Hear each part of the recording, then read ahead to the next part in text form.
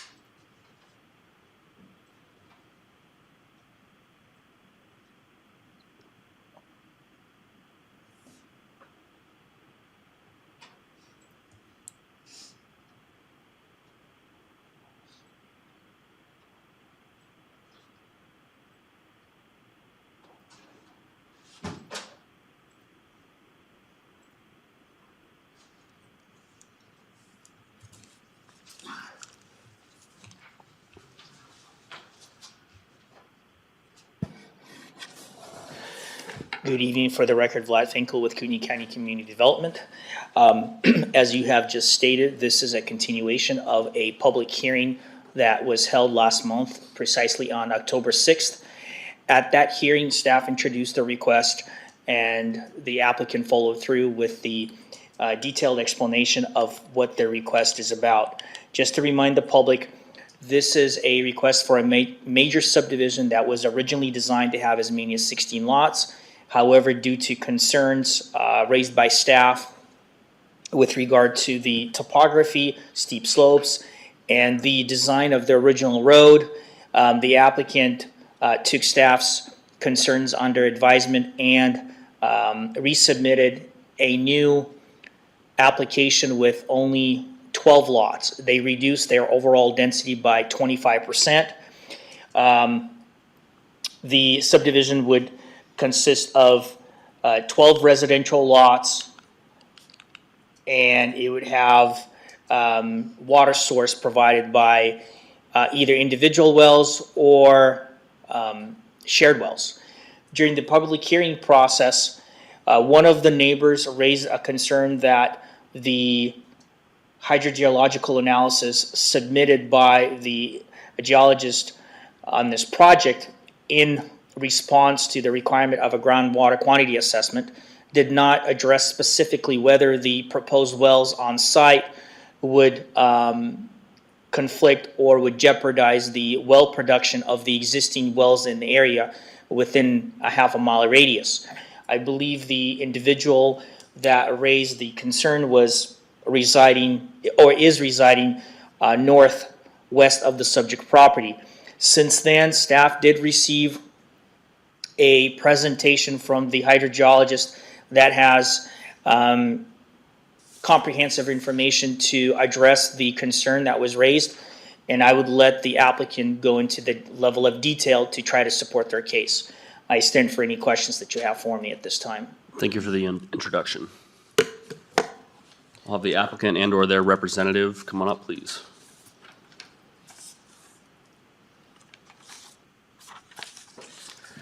Good evening, thank you. Get the PowerPoint loaded here. My name's Gene St. Goddard. I'm a licensed geologist in Idaho, Washington, Oregon, California, licensed hydro in California and Washington also. 30 years experience working in issues for water supply around the Northwest. I conducted the initial evaluation to, that's a pointer.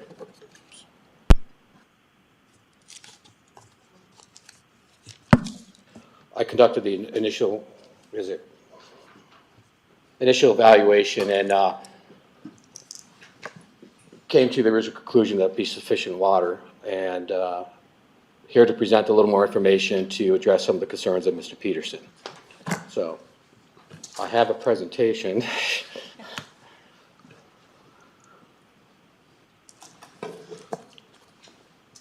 So I suppose while they'll get that going, I'll just, maybe in the interest of everyone's time, I'll try to keep us on point as much as possible. From my understanding and why I did request that this get continued today for your testimony was specifically with a part of the language from 86203B9 for, you know, not necessarily whether there's enough water, but whether or not it will negatively affect the neighboring parcels. So as much as you can keep it to that specific topic. I'll streamline this and try to get it through as much as I can. How do I advance? With just the up button? Or? Yep, up or down.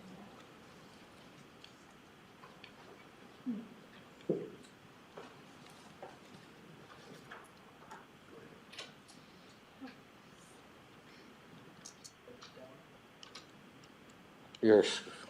It looks like it's corrupt.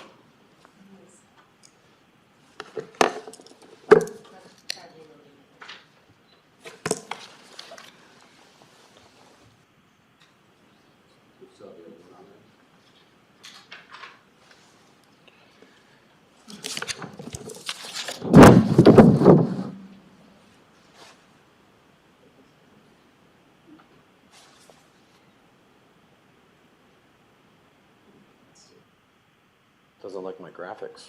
It does not. Yeah.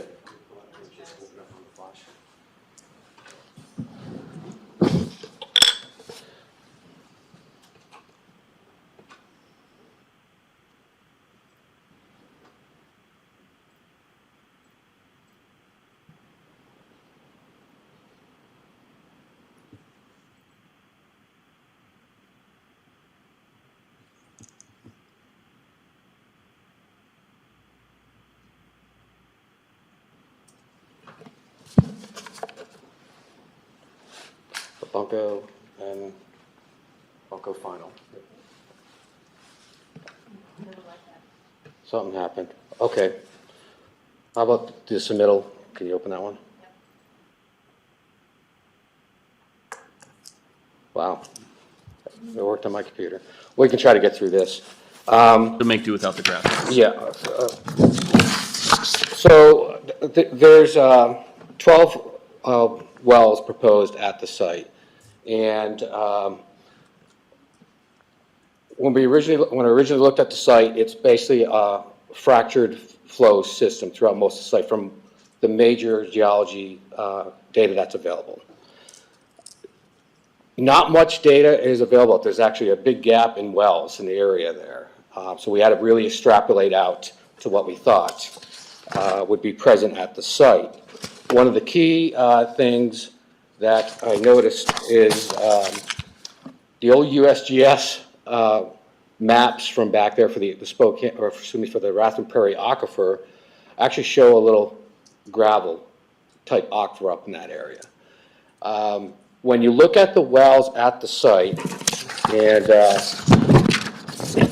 as you go to the south, the wells average about 12 to 13 gallons per minute throughout the area, which is pretty good bedrock fracture. And I think that's directly a result of the bedrock fractures being hydraulically connected to either the Rathlin Prairie, because there's some major fault lines going through that area, and it's in the presentation, in the data I submitted, or from splay faults that are going up through this area.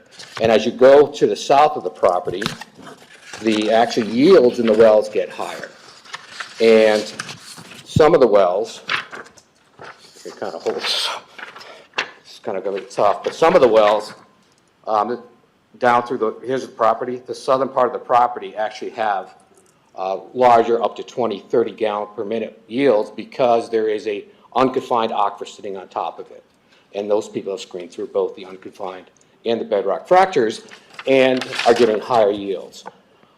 I think that extends across the property because we have it on the east side, about a quarter mile away, and all the way to the west side, about a half mile away, you have those sand and gravel wells, but there's nothing in between. So, but the data that was available at the time does not support, it doesn't show that because there's no data there. But we still based it on if they had to get into bedrock fractures, which is the lower yielding aquifer. We designed it so if they're, when we did the study, we did the EMS surveys out there. I don't know if you're familiar with the EMS surveys, the satellites to map out the saturated fractures in the subsurface. And then we cited the wells that way to show there would be enough bedrock fractures to site wells for the individual homes. And also designed storage out there too, assuming that if multiple people get on the same fracture, they would have reduced flows if it was an average of 10, 15 gallon per minute yield from a fracture.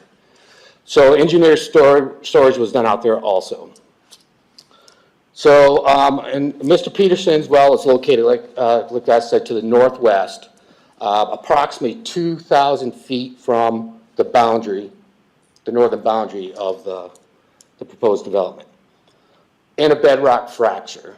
He's on the backside and actually up over on the ridge. So I took another analysis and I submitted it in my presentation, so hopefully you got a copy of the presentation. It's what we do is called a TICE analysis. And when we run these, and I've run a lot of these throughout the Rathlin Prairie and the Spokane Valley on the walls of the valley. And it's an analytical spreadsheet. That's this thing that was in your submittal. And I looked at Mr. Peterson's well, and which is actually really well built. He's really well constructed. I didn't see major issues with the way his well is built.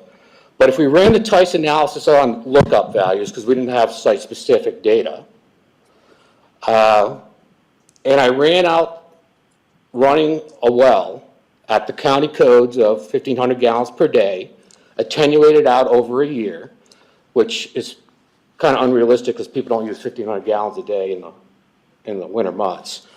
But still ran it out the whole time, and it came to an analysis of about 0.7 feet of theoretical drawdown in his well. And Mr. Peterson had about, I think it was 600, there were several hundred feet of water in his well. So there was still water available. Then I also took and looked at, well, what if someone went crazy on their well and ran it at 5,000 gallons a day for 60 days from a well at the northern border, right on our property line to Mr. Peterson's well. And after 60 days, it showed a theoretical analysis drawdown of 1.58 feet.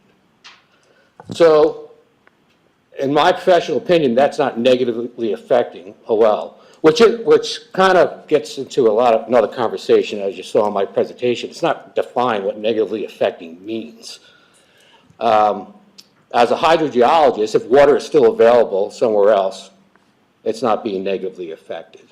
So it was my professional opinion that as we developed this site with even wells within the bedrock fractures, with the storage component, that was about as conservative as we can get to protect any issues out there that would supply sufficient water for the on-site development without negatively affecting surrounding property owners. Now, I had a whole bunch of other technical maps and stuff. I could have showed you that. I've actually got some representations of other studies that we actually have gone out and run pump tests in these type of fractures in order to get these numbers. And then I took the lookup values, the most conservative out of hydrogeological texts. So this is even more conservative than what I've actually seen in analysis I've done out in the bedrock fractures along the valley wall. And like I say, there seems to be sufficient water going on out there as you go to the south. It looks pretty good for a bedrock fracture system, and that's why I think there's some extra influence going on out there. Further south you go, I think you're getting additional influences from an upper aquifer that's not seen in the wells on the north. Okay. So let's about summarize up 15 minutes real quick there. I appreciate that, and I will more thoroughly review your submitted materials. Just real quick, also, just to make sure this is explicit, as far as there being 12 or the equivalent of 12 wells going in, do you think that reaches a critical threshold of possibly affecting neighboring parcels? Well, one of the other things too, we talked about this, when you run the EMS surveys, you'll see there's a lot of lines, those angle lines. Those are the fractures. And the other thing too, so if you look at where Mr. Peterson's well is to the north versus what's going on the Bunco property, it appears the fractures are running like a northeasterly southwest. And that's actually, when you look at aerial photographs and the topos, you can actually almost see linear lines on the aerial photos and topos that would mimic the bedrock fractures there. So those fractures, so someone in this fracture is not directly influenced the person to the next fracture, which is not. So Mr. Peterson's well is actually to the northwest of those stacks. So I look more at what's on the individual fractures themselves then. But as a whole, when you attenuate out, let's hydros use this word, attenuate, because when you pump water, there's just not a big hole in the water table that moves down. It's attenuated out. Many times, it's years before a molecule of water in one fracture is anywhere interacted somewhere hydraulically connected with another fracture. It could be years. So to answer your question, no, I don't think there's a direct influence that's going to affect that.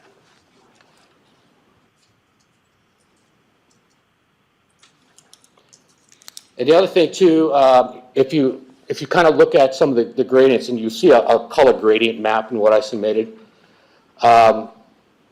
the other thing that I don't think is not going to be much issues with Mr. Peters as well is he's actually a cross gradient of the flow, because the flow is going to be going to the Raccoon Prairie Aquifer. So I just don't see a direct influence to affect his well. I think he's got a pretty good well. Okay, that's all the questions I had for you. Okay. I will let Mr. Peterson come give a quick public comment if he so wishes. I do. All right. Mr. Hearing Examiner, I just had one comment. The PowerPoint presentation that was originally submitted earlier this week has been uploaded to IMS. We can forward that to you tomorrow morning, our administrative staff, or I can forward that to you for further review. Just want to remind the public that the testimony or the presentation for tonight is not to solely address Mr. Peterson's well or the impact on his well. It's to assess the impacts on wells surrounding this subdivision. Thank you. Good evening, Brian Peterson, 12362 East Bunco Road. I'm sure you know where I live and how close we are to the property.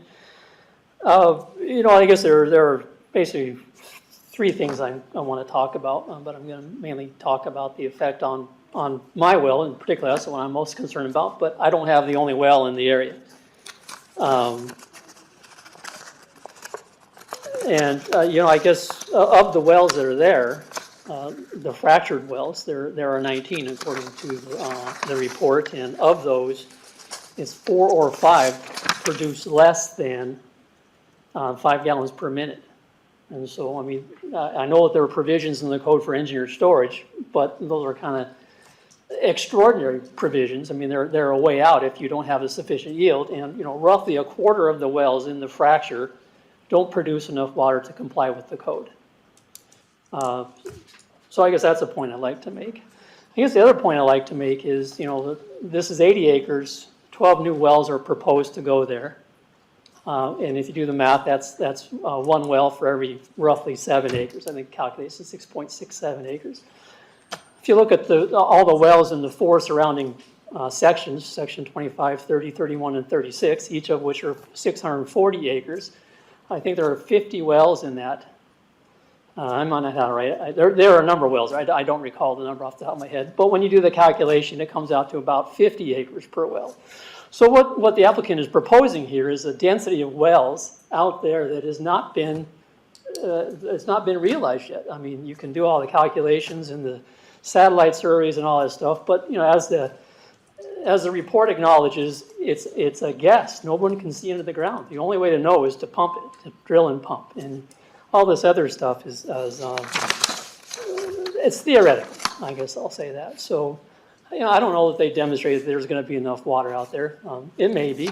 I think some other things that the note in the report is, they say it's all one system. So if it's one system, it would seem like that if you draw a lot of water out one part of the system, it's going to affect the other parts of the system.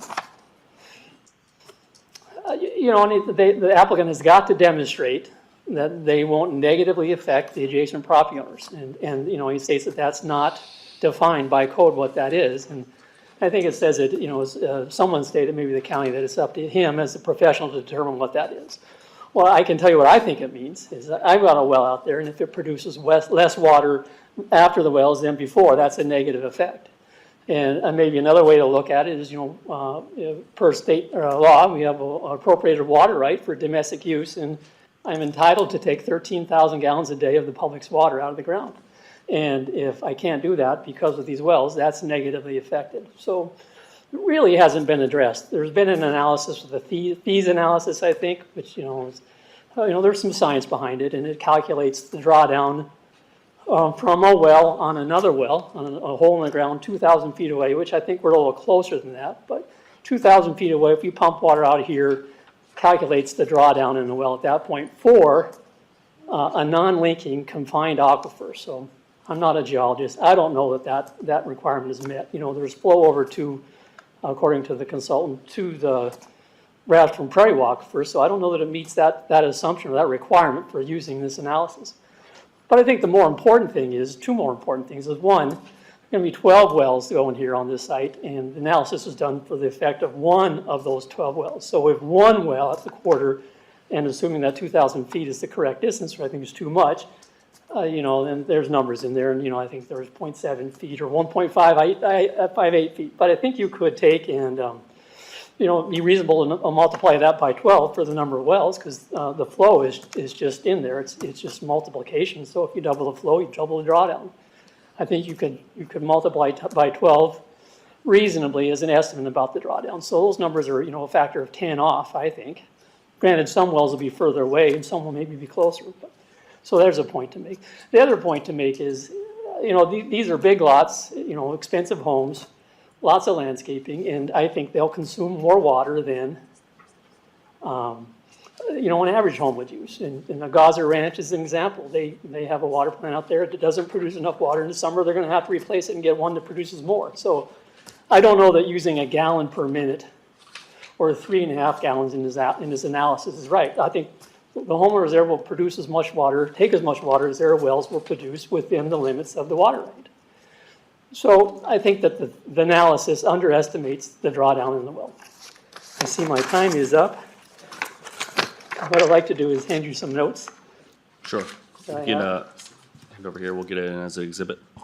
And I guess I just conclude by saying that I don't think the applicant has demonstrated there's sufficient water, that he hasn't demonstrated that it won't negatively affect my well. And, you know, and I think, you know, finally, it doesn't comply with the comp plan.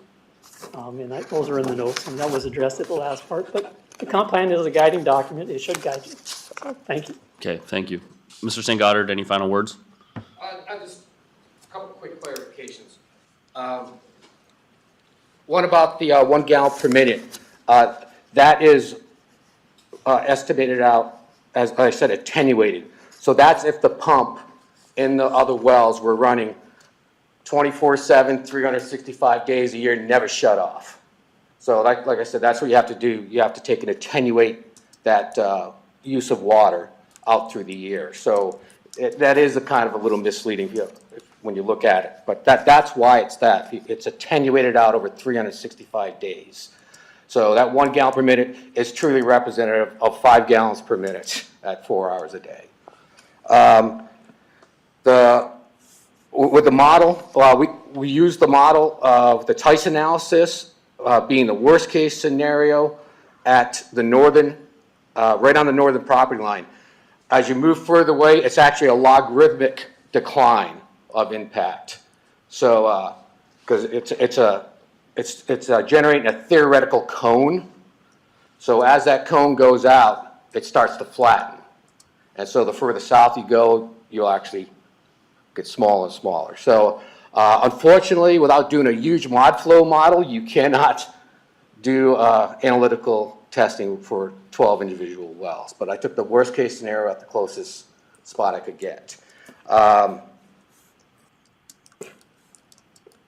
And so therefore, I feel with all the presentations put into the calculations, it actually is overestimating the use. I was really conservative in my analysis. Other studies that I've done, we actually did the pumping and all that stuff, showed a lot less drawdown in wells that far away.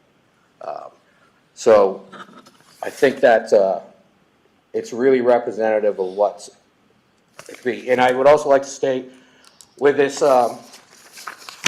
with the negatively affecting, and this is just so confusing.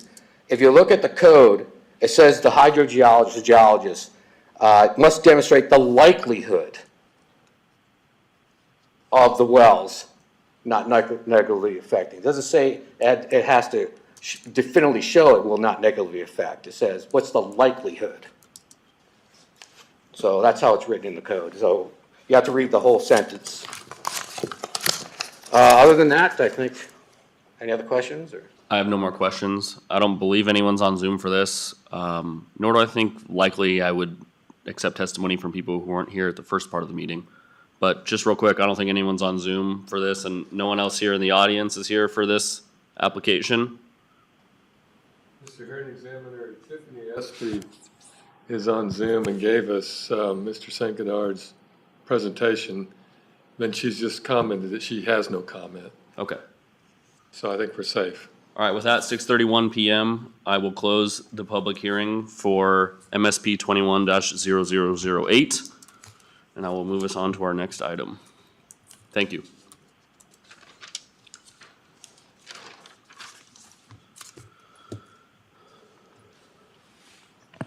So I'm going to move us next to CUP 22-0011, Canfield Water Storage Facility.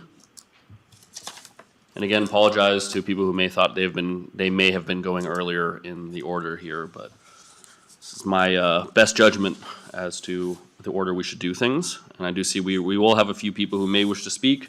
Just again, to remind you, I will let you know when that time will come.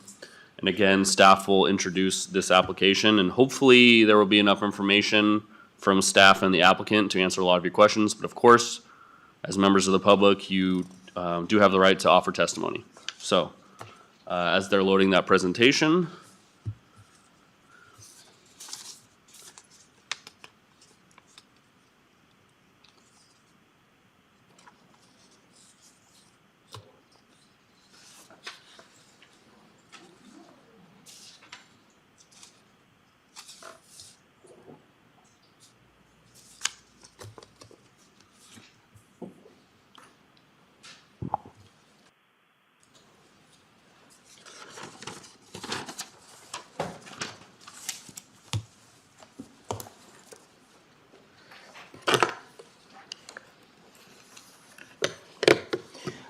Good evening once again. For the record, Vlad Finkel with Kootenai County Community Development. This is a request by City of Coeur d'Alene Water Department for the approval of a public utility complex facility. The subject property is located at the base of Canfield Mountain. It consists of approximately 3.3 acres in size, and it does have some significant slopes. The intent of this of the approval of this public utility complex facility is to improve the water service to the City of Coeur d'Alene constituents, as well as increase the water pressure for the area. As you can see, the subject property is heavily vegetated, and it does have significant slope, as it is at the base of Canfield Mountain. Primary access to the subject property is via Thomas Lane. Thomas Lane is partially it has a mixed status of being partially public and private as well, although we did get comments from the Highway District with some requirements that I will discuss later on in my presentation.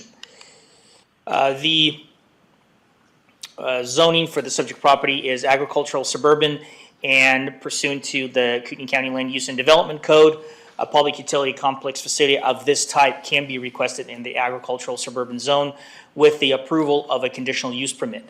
The comp plan designation is transitional, and it is actually next door to border designation. So the property is in proximity of city limits further to the west. It is located within the City of Coeur d'Alene area of city impact, pursuant to the County Land Use and Development Code. The county is obligated to solicit comments from the City of Coeur d'Alene. Being that they are the applicant, it doesn't really have any useful purpose because the city's making the application. As you can see, due to the topographical features of this site, there's going to be substantial amount of cut and fill in order to construct an access driveway to the location of the proposed tower. The tower will be a 1 million gallon standpipe style storage tank. It will be approximately 90 feet tall, as well as 60 feet in diameter. In addition to that, as you can see, there is a proposal to have a trail for the concourse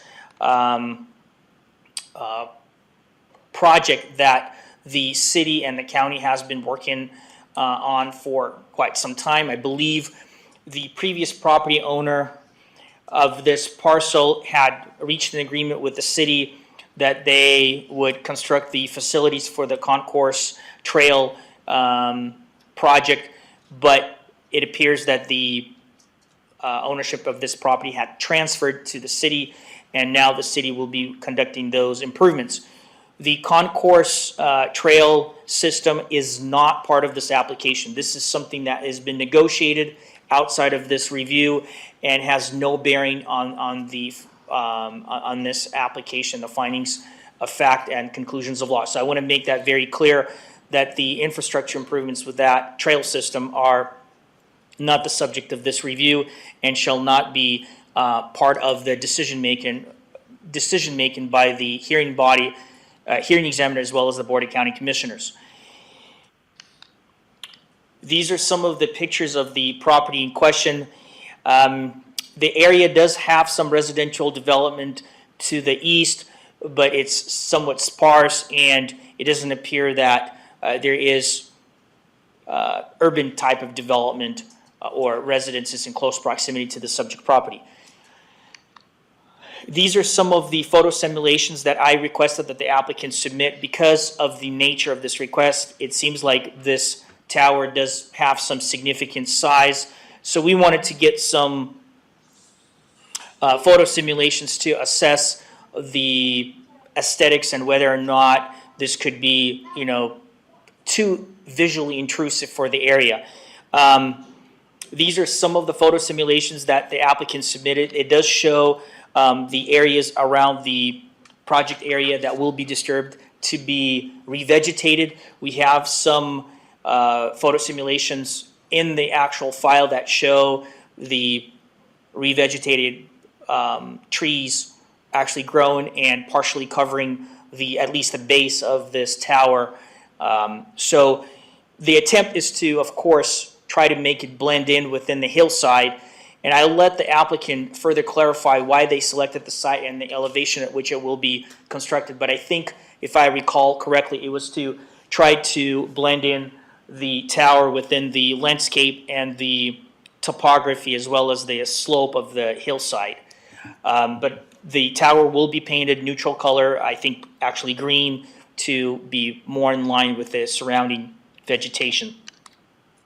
During the agency comment period, we received comments from Lakes Highway District that requested right-of-way permit that needs to be applied for. Kootenai County Fire and Rescue approved the application. Community Development requested a building permit be submitted, including, I believe, geotechnical analysis. Panhandle Health District stated that they need a commercial industrial application. Idaho Department of Water Resources approved the project as requested. I'm assuming once they go through the review and construction phase, there will be some requirements for water right acquisition, but that will be up to the applicant to handle with the state. Department of Environmental Quality did not have any specific requirements at this time, and Fish and Game had no comments either. We did receive one comment in support of the application, and then the second comment, if I recall, was with concerns. They didn't specifically state their position, but they did have some concerns that they were not advised, or at least nobody had contacted them well in advance of this application being submitted to the county, that this was going next door to them. They did have some concerns, but I will let the applicant address that when it's their time to speak. We believe that the application is necessary for the City of Coeur d'Alene Water Department, based on the evidence that the applicant submitted in the record, to improve their service and increase the water pressure needs for the community, especially with the growth rate that the city and the county have experienced in the last decade. We believe that the conditions of approval imposed by agencies address or adequately address the impacts associated with the request, and we do support the application. I stand for any questions that you have at this time. I have no questions for you at this time, Mr. Finkel. Thank you. May we have the applicant and or their representative come on up to the podium, please?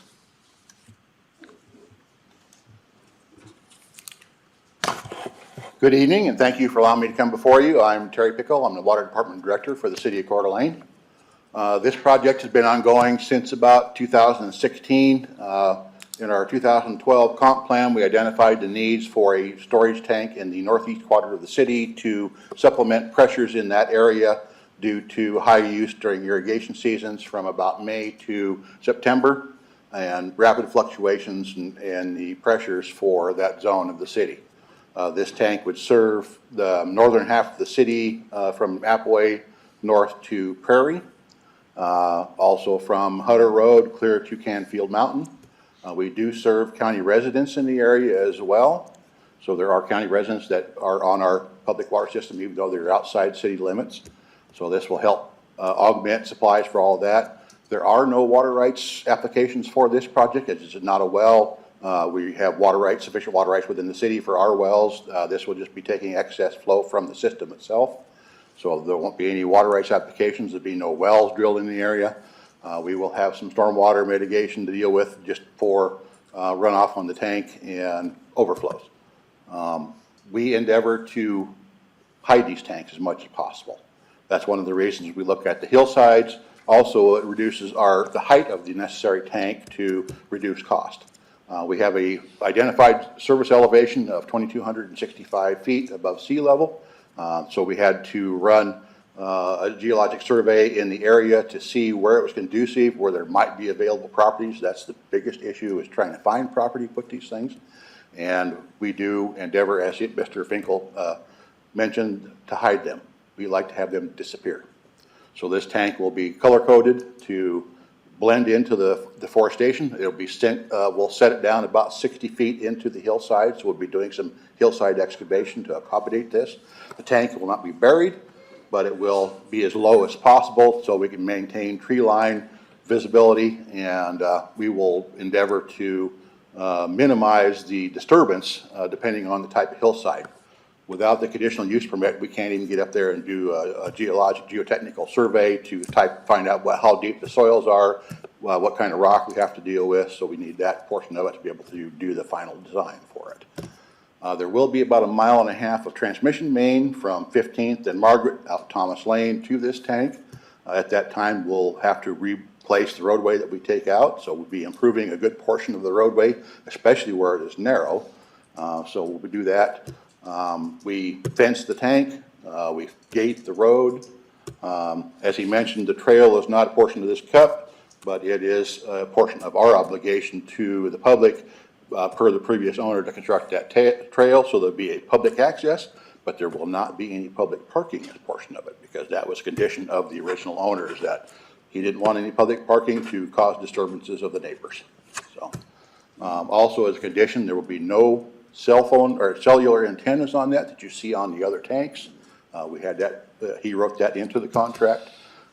We will have transmission facilities for the tank levels and water quality at the tank.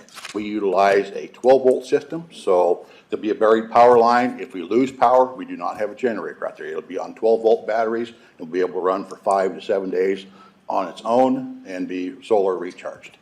So we visit the tank about once a month, or in emergencies. If we have an emergency and something fails out there, we'll be out there to work on it.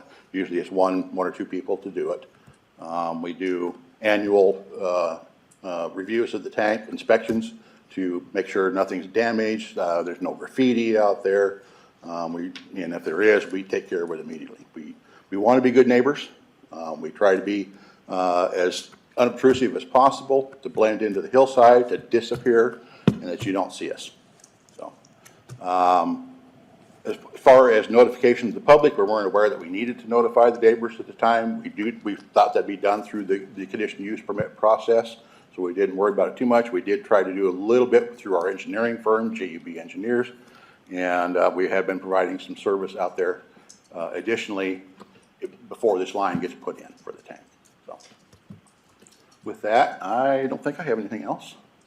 All right, thank you. Answered a lot of questions I had. I guess perhaps a little bit out of the purview of the COP, how long do you anticipate it taking to do the entire site construction, including the tank? It's going to depend on whether we can get financing for this. We have a portion of the capitalization fees that would pay for this, but this process is going to take about $10 million. That's over and above what we have, so we're looking at the possibility of a state revolving fund, low interest loan, or some other financing mechanism, and it's going to depend on that. We'll be working forward on the design immediately, and we're hoping maybe next year to start with the water main construction, probably inside the city limits. So I'm hoping to be groundbreaking in the tank within 2 years, but it could take as long as 10 years. Okay. That's all the questions I had, thank you. Mr. I may have more Haynes, questions for you after there's other applicants, or other members of the public, but Mr. Finkel, go ahead, sir. I'd like to remind Mr. Pickle that there is a 2-year limit to establish a conditional use permit upon approval. Based on his testimony and the need for financing, if he chooses, he can request to have a different timeline for the expiration of establishing the facility. That's totally his choice. But in the past, this has been considered by staff as well as the hearing body. So you may want to ask him on rebuttal whether he wants to extend the time frame for establishing the use so that it doesn't expire and it does not necessitate a second review or a new review. That's a fair point. What would the threshold be for establishing the use? Would that require the tank to be constructed within 2 years, or maybe think, some site work is done, or? I think for the most part, in the past, we concluded that a request for site disturbance permits or any physical construction on site would constitute establishment of use. I think that would be a discretionary measure by the community development director. So if he wants to provide testimony, he's welcome to. Mr. Hearing Examiner, I'd be fine with a construction start and a agreement from the city as to the time frame.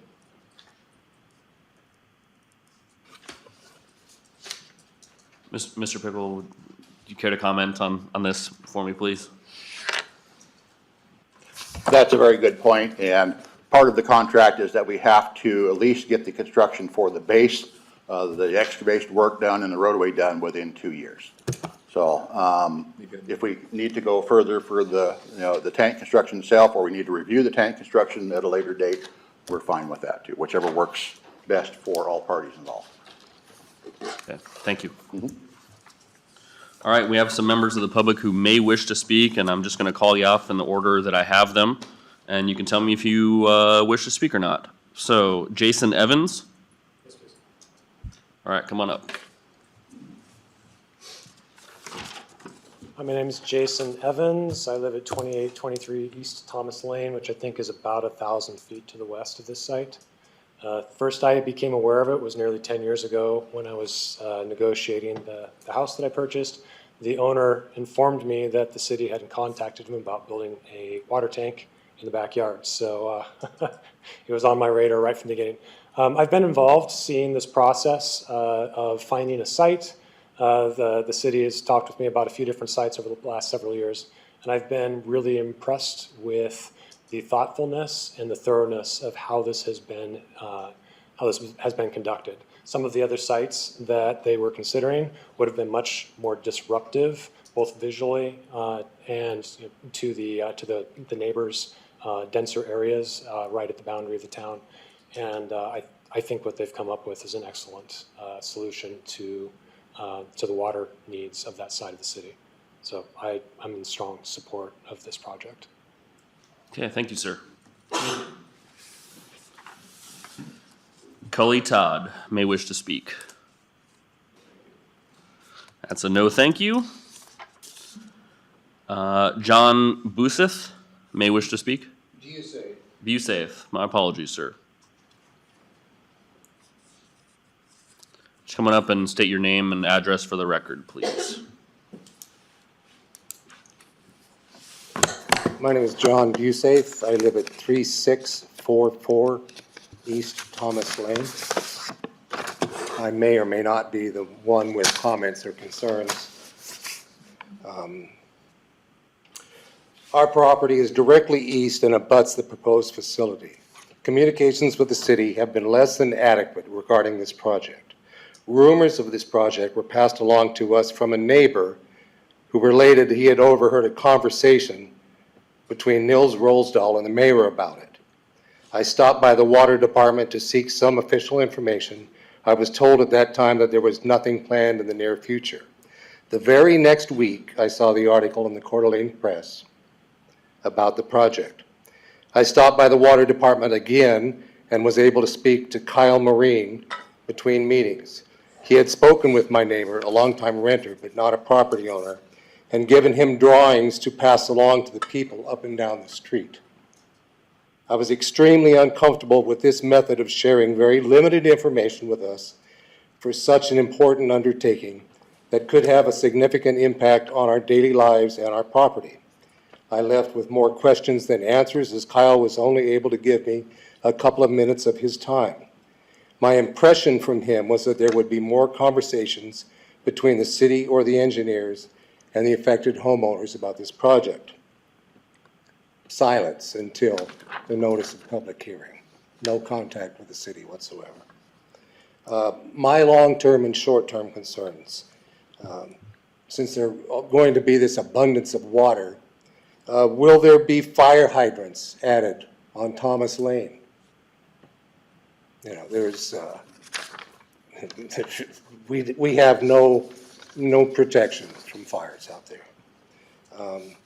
Will the property owners be given the opportunity to connect to this city water main? You know, I was told that this would be traded for permission to encroach on our property beyond the current road easement.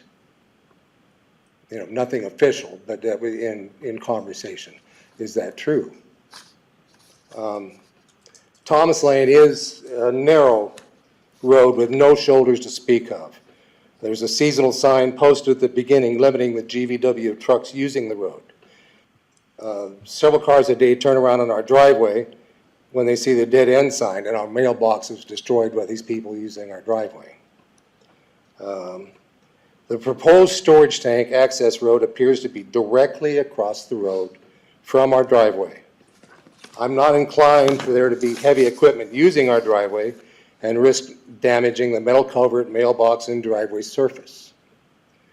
We were planning to pave our driveway, but at this point we're afraid to do so for fear of getting a new driveway destroyed by heavy construction equipment. Where are all the workers and heavy equipment going to park, both during and after working hours? There's no place. It's a narrow road with no place to go. The second phase of this project will apparently be the installation of, I've heard, a 16-inch water main down Thomas Lane to 15th Street. How is this going to be accomplished on this narrow road?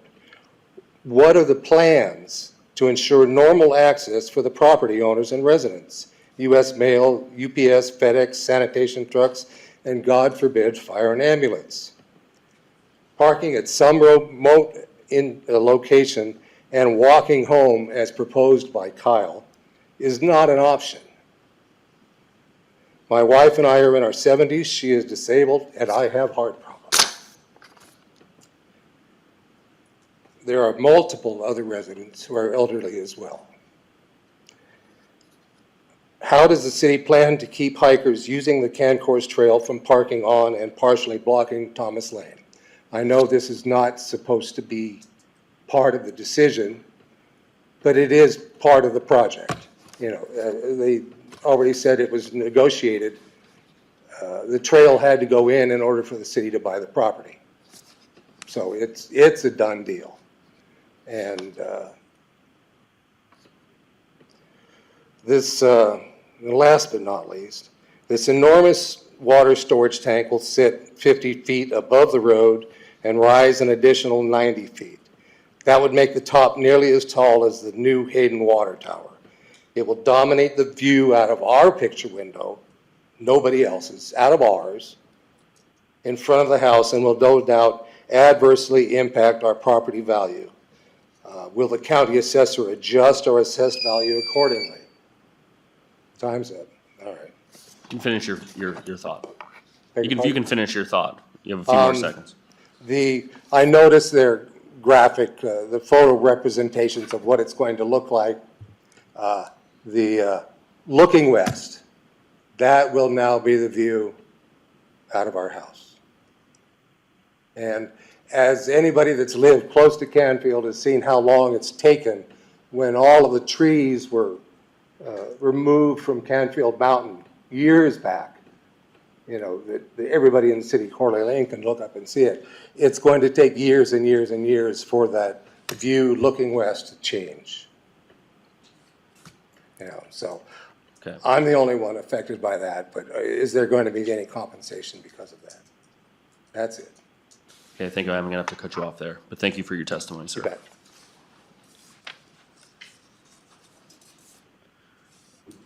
Susan Loper may wish to speak. No, thank you. All right, she has declined to speak, and that is the 4 people we have signed up. Is there anyone else on Zoom who appears like they might want to comment on this application? Mr. Hearing Examiner, possibly Angelica. Angelica, if you're online for this case, please unmute yourself and go right ahead.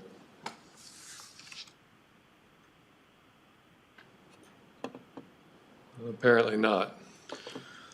All right, I'm gonna assume that's the end of the public comment unless there is someone else here who wishes to speak. All right, please come on up, sir. Go ahead and say your name and address for the record, please.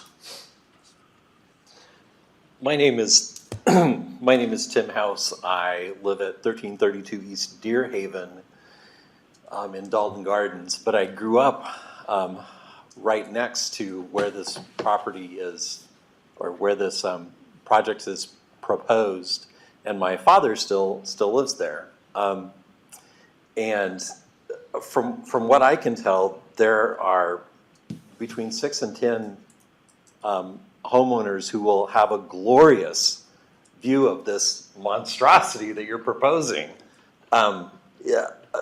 Even if it's buried into the hillside, it's 90 feet tall. It's ridiculous, and it will have a huge impact on property values. This area isn't a beautiful pastoral valley. And I'm just appalled that this is even on the table, and to say that it's not going to have any impact on property values is simply untrue. Okay, thank you, sir. Anyone else? Seeing none, Mr. Pickle, would you like to use your opportunity to rebut any of the testimony from the public? Or anything else you'd like to say? I do agree with the gentleman that we did lack in notification of the property owners, and for that, I do apologize to all those property owners out there. That was never our intention. We had looked at this as a long-term project, but as I mentioned, right now the funding is in fluctuation. We have some opportunities that may arise sooner than we had originally intended. And with the condition of the purchase of the property, we have to do some of the work within a limited time frame. So we are looking at that. We are offering opportunities to the adjacent property owners for water service in exchange for additional easements or right-of-way. The problem that we have up there is that the pressure will be marginal, so there will be some additional stuff they would have to do in order to take advantage of it, but it is available for them. By DEQ rule, we are required to install fire hydrants every 600 feet. So there will be fire hydrants along Thomas Lane, all the way from 15th Street, all the way to the base of this tank, and probably on the roadway there as well. So there will be fire protection. Will it damage property values?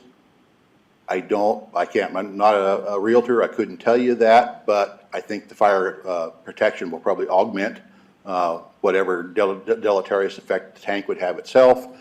Initially, as he pointed out, yes, it's going to be a monstrosity. It's going to stick out probably like a sore thumb for a few years until the vegetation overtakes it. That's why we utilize the color schemes to help hide that as much as possible. We have tanks in areas that people don't even know they're there. Take a look at Cherry Hill Park. We have a 2 million gallon tank just above Cherry Hill Park that most people don't even know is even there. We do our best to make them disappear. We do our best to be good neighbors. We try not to disrupt the neighborhood. Construction's going to be a bit of an issue. We will make sure that there is no parking on the roadway by the construction crews. We are very conscientious about that. We will make sure that the contractor is well aware that during construction in the roadway, property owners and emergency vehicles have to have access. It's going to be tight. It's going to make it a bit more costly to do the job, but that's one thing we do guarantee is that we will make sure that those people can get home and that the emergency vehicles can get through. That is our obligation, no matter what. That's required by code. So, Can you comment a little bit on deciding the size, shape, structure of the tower? Why wasn't it shorter or tall? Like, how did we you choose have the to have, size? it has to match the overflow elevation of the two large standpipes on the prairie. That's why we chose this site, because it's at an elevation that gives us enough fluctuation to meet about 100 foot of elevation change in those tanks if necessary. That's our operational levels of those tanks. So we had to have the tank at a point where it would match those operational levels to augment the flows in this area. So that's kind of a critical path that we have to meet. And say perhaps making it 60 feet tall and 90 feet wide for, We'd have to site it further up on the hill if we did that. So like I said, if we went 50 feet, we're cutting into the operational levels. We have no fire storage left. We have to maintain 50% fire storage as part of that fire flow conditions in that area. So that's a part of why it has to be a certain size. Okay, thank you. All right, I believe that gets us to the end of the public hearing for this CUP. So at 7:03 PM, I will close the public hearing for CUP 22-0011 Canfield Water Storage Facility. And with that, I will, and just a reminder to everyone for that application as well, I submit my recommendation in 2 weeks and then it will go in front of your county commissioners. So just as a quick reminder of our procedure for that. All right, so I'm going to move us on to our next, last and final item for this evening, which will be Appeal 22-0003, appeal of the minor subdivision of minor subdivision 21-0043. Thank you, Mr. Hearing Examiner. My name is Amy Hilland. For the record, I'm a planner with Kootenai County. And as you stated, this is an appeal of an administrative decision to approve Valley of Life, MIN 21-0043. The appellant in this case is Mark Saul. Oh, thanks, Vlad. And as you briefly stated at the beginning of this hearing today, an appeal is a little bit different with the sequence on who presents. At first, we would introduce the case, which I'm doing right now. And then the appellant will present their case in chief, and they will also have testimony and or evidence in support of the appellant. The appellant's attorney is here to do so. And then the county's case in chief is after that, and any testimony or evidence in support of the county. In this case, I believe the owner's attorney is present, and the county will also provide comment. And then the appellant has a chance for rebuttal. But I believe I'll give some discretion to you if there's additional testimony. The appeal is limited to affected parties, so a little different than a regular public hearing. The project site is located north of the city of Post Falls and southwest of the city of Rathdrum. If we zoom in just a little further, it's off North Spokane Street. In this area, North Spokane Street is a private road. It accesses West Hayden Avenue to the south, which is the nearest public road maintained by the Highway District. The site is developed with a single-family residence and accessory structures. When visiting the site, it historically appears to have been used for agricultural purposes. It is located in the rural zone where the minimum lot size is 5 acres. The Valley of Life subdivision proposal was to create 2 lots, each of 5 acres in size. Each lot would gain access from individual driveways. Lot 2 is designed as a flag lot, which makes that possible. Water would be provided by East Green Acres Irrigation District, and wastewater treated with individual septic and drain fields. For the course of proceedings for this appeal, May 12th, we received the application for Valley of Life. On July 13th, the Community Development Director signed an order of decision approving the request. On August 9th, we received an appeal request from Mark Saul. And just a brief description of how we follow protocol for notice. We did send mail notice to the appropriate parties on September 27th. October 4th, we published a legal in the Coeur d'Alene Press, and we did post the site on October 12th. And I stand for any questions regarding my introduction. Thank you for the introduction. We will move on. Okay. So I believe, actually, if you could bring back a couple slides to the beginning, and we can go over real quick again here our order of operations. And of course, we will be having the appellant go first. Actually, that's fine. We don't need the slide. So let's get the appellant and/or their representative up here, and please state your name and for the record. Yes, my name is Casey Clifton. I'm here on behalf of the appellant, Mark Saul. If I could have some assistance getting some exhibits pulled up that were filed. Yes, your PDFs are right there. You can just click and open whatever you might need. And so this is a long document, but I will not be going through a ton of these, and I have a pretty good idea of where each one is for reference. Unfortunately, that is not in color. Well, let's see, this may help. Is your PowerPoint still up? If we could go back, I wanted to get an orientation of the property so you can understand where my client's property is and some of the things that we're going to discuss. I think it'll be helpful to do an overview of that if we can. Go back to that same file. The introduction PowerPoint? Yep, that one. Right there? And be sure to share the screen. Yes, sorry. So that Zoom you can see.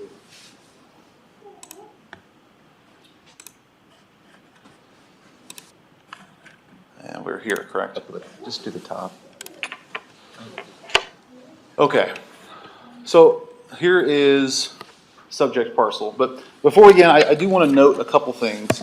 So the original plan was to come here and talk about the original decision made by the county community development department. But I'm changing that up a little bit here. There was a staff report filed yesterday, and I filed some supplemental briefing. I don't know if you had the opportunity to review that supplemental briefing. It was filed today. I brought hard copies here to the hearing. But what we got in that staff report was a different basis for the decision as far as to the ambiguity of the CCNRs. So originally we had an email from Mr. Porman that seemed to be the basis. While it was not clear for why the decision was made to set those CCNRs aside and kind of, set them aside as far as what the county was going to do and their ability to, let me back up just a hair, I apologize. So the county's process typically is, according to communications that are in the record, is to not approve subdivisions that are going to be in violation of CCNRs. And so which was the county's original decision in this matter. And that was revised based on this communication, Mr. Porman. And then we received a second or a new basis just yesterday in a staff report that was posted that we just happened to come across because Mr. Saul is diligent in checking the reports constantly. And so we didn't have any notice of this change.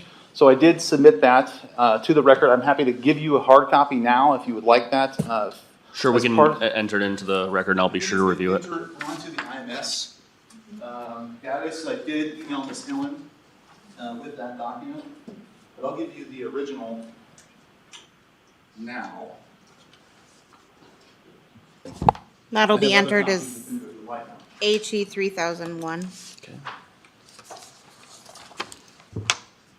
So our concern is that it seems as though it's a attempt to backfill the record as to the decision that was made, especially in light of our argument that the county violated IC 67-6535 by not providing a reasonable statement, which is in my original argument, as to the basis for the decision and the quote unquote ambiguity in the CCNRs preventing them or precluding the denial of this minor subdivision. So I just want that to be noted for the record. I am prepared to address that argument tonight rather than the arguments that I had initially prepared based on the new basis. And so I will begin on that now, but I did want to provide you that context. Thank you. So let's see.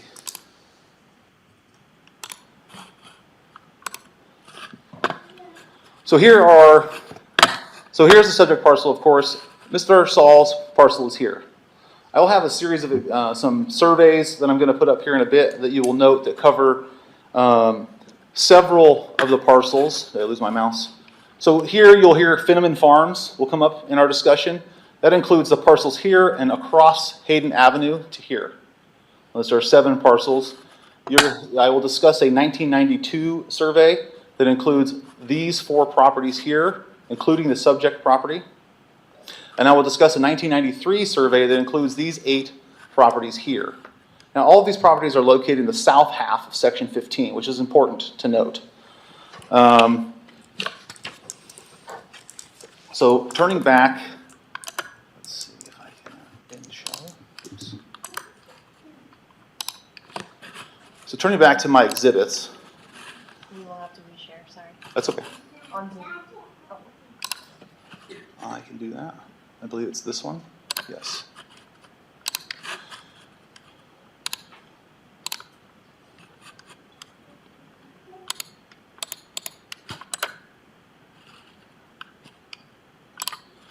So this is the record of survey from 1992 that shows here's the subject parcel, parcel B. You'll hear me discuss some deeds as we go forward. I'd reference a Goodall deed is describing the client's property here. I will discuss a Dodge deed, which is here, and also a Peterson deed that's for subject parcel C. Now, it's important to note that I will discuss all of those because they've all been encumbered in the same fashion that the subject parcel has with the CCNRs that we'll be discussing. I also note, here's the record of survey. I understand it's dark and a little difficult to see, but here are the subject parcels here. These were all but parcel 4 were placed under the CCNRs in a similar fashion as the previous properties just discussed, and are all subject to the CCNRs. So of that area in the south half, so we have 17 properties that are all subject to these same CCNRs. Right? And 10 of those are actually outside of Finneman Farms, which is again important to note based on the county's new basis.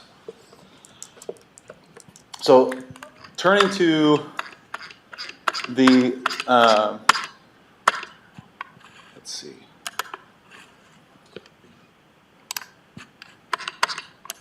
I apologize, I think I have to rotate all the way around. Yep, yeah.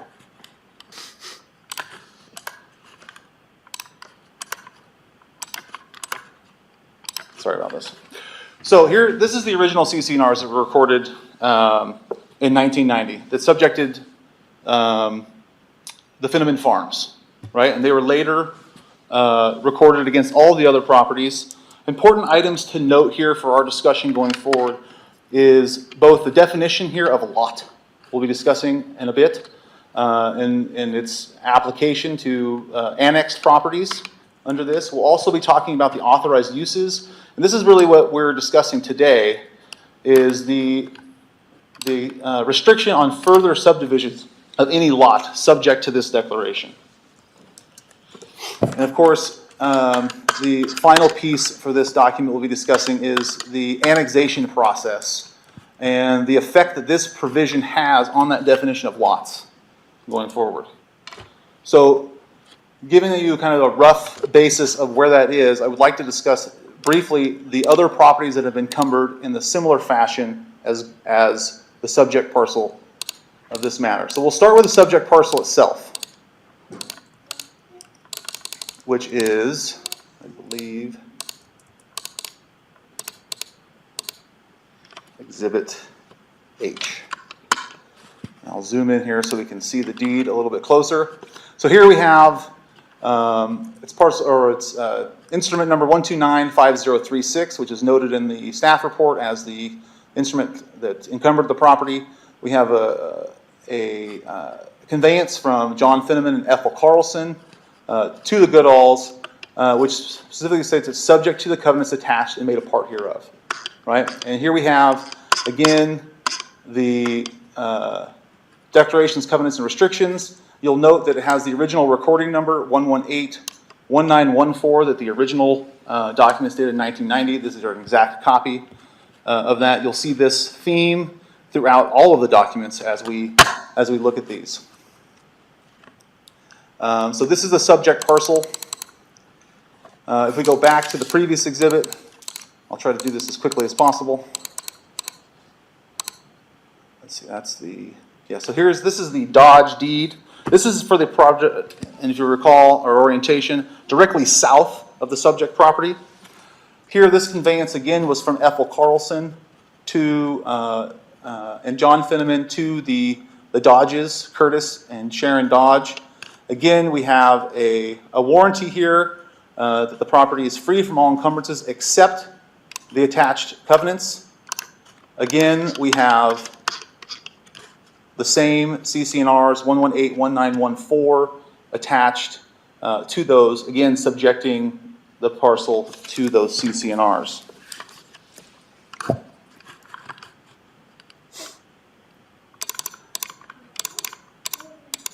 I'll get through here, pardon my clicking.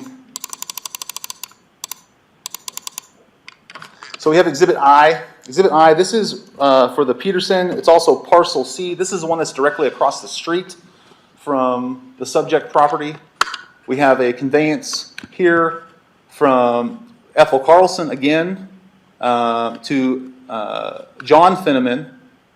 And then directly after that conveyance is the conveyance from John Finneman to the Petersons, who is also subjected to the attached covenants. And you can note here are the initials of both Paul J. Peterson, PJP, and the initials of Catherine L. Peterson, acknowledging their knowledge of that attachment. And again, we have attached 118-194. And yet there was another attachment. And this one I call the CC&R extension. This is the one that subjected, if you remember, the second survey we looked at that had the 8 properties.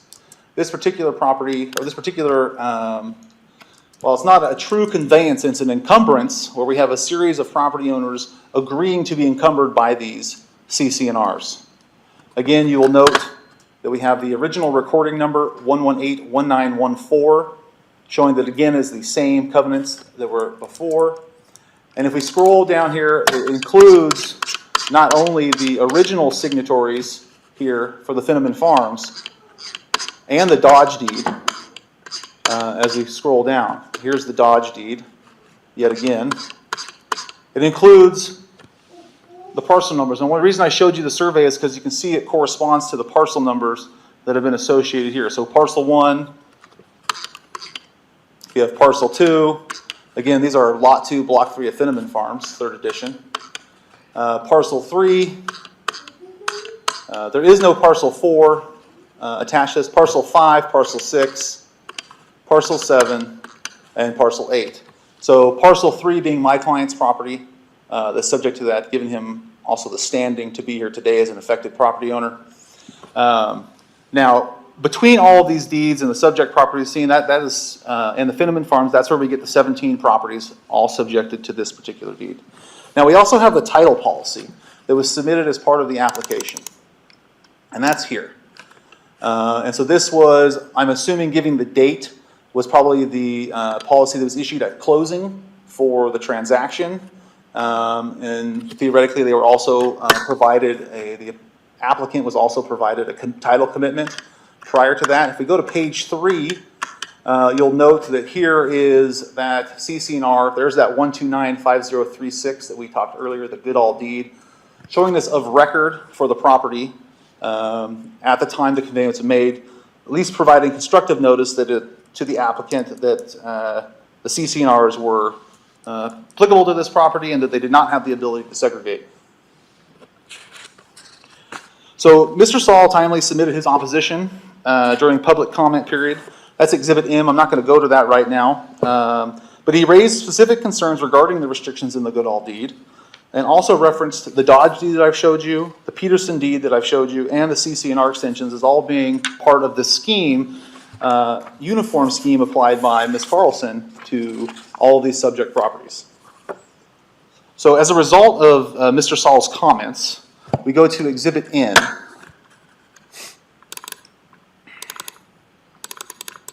These are Mr. Saul's comments here, but we'll blow through those.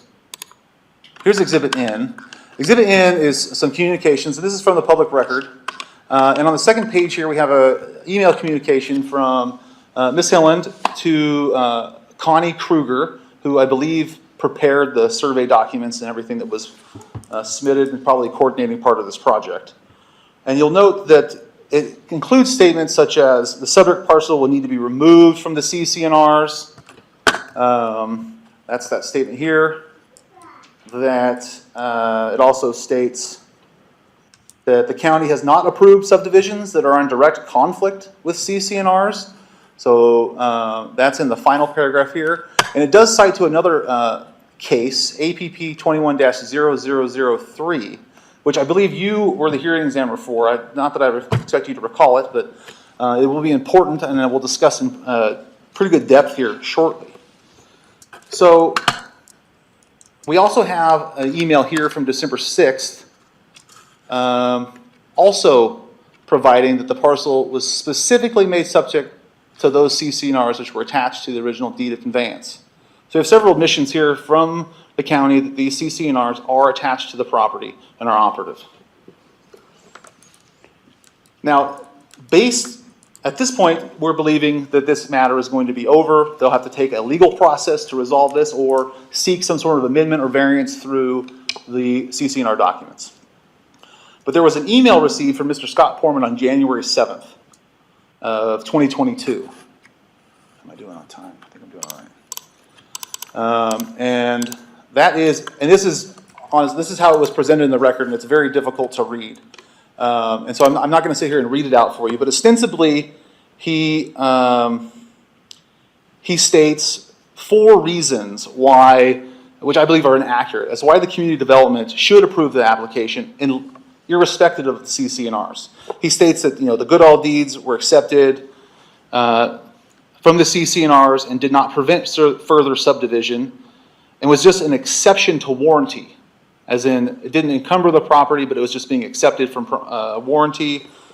He states that there was no declaration of annexation. We'll talk about that in a minute. That is part of the process of annexation, and it's a defined term. He talks about that the owners of Parcel B could just unilaterally approve a variance, which ignores the fact that we have the 17 encumbered properties with the same CC&Rs. And then he also makes a statement, which I think is fairly improper, that the county should just approve it anyways. They don't have any liability under these 2 specific statutes, which are part of the Idaho tort scheme that allows individuals to have claims for negligence against government employees when they're harmed, right? And there's specific exceptions. So originally I was going to address all of these things tonight, but it turns out that in fact this is not the decision that was made or why it was made. So if we go, and I don't know if you could help me get up the staff report that was filed yesterday. Is that part of the record that we can bring up? Because I think that's where we need to talk. Is that going to be in this file here?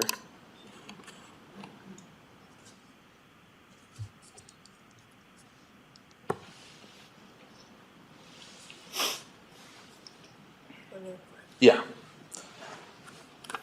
So in the staff's report is important to discuss because it provides some clarification on what the original decision was and then what I'm least stating, seems as some sort of backfill justification based on the responses that Mr. Saul submitted here 14 days in advance, like we were requested to, that now seem to not apply.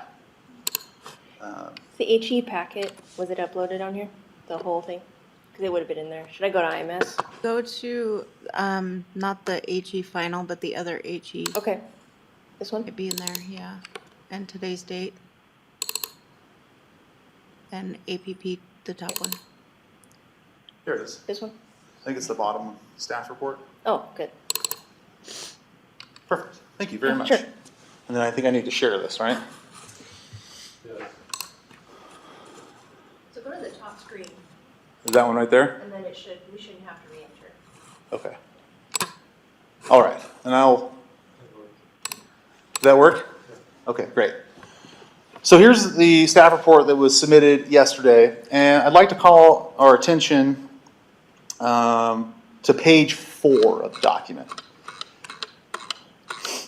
And so this is where we get into the analysis performed by the staff. So the parts that you see in italics were previous submissions. So for instance, the top set here, this is my client's first application notice of appeal, right, and the grounds for appeal. Here, this is the order of decisions regarding the covenant restrictions. This is the order of decision, or the language that was included in the original order of decision that we're appealing today.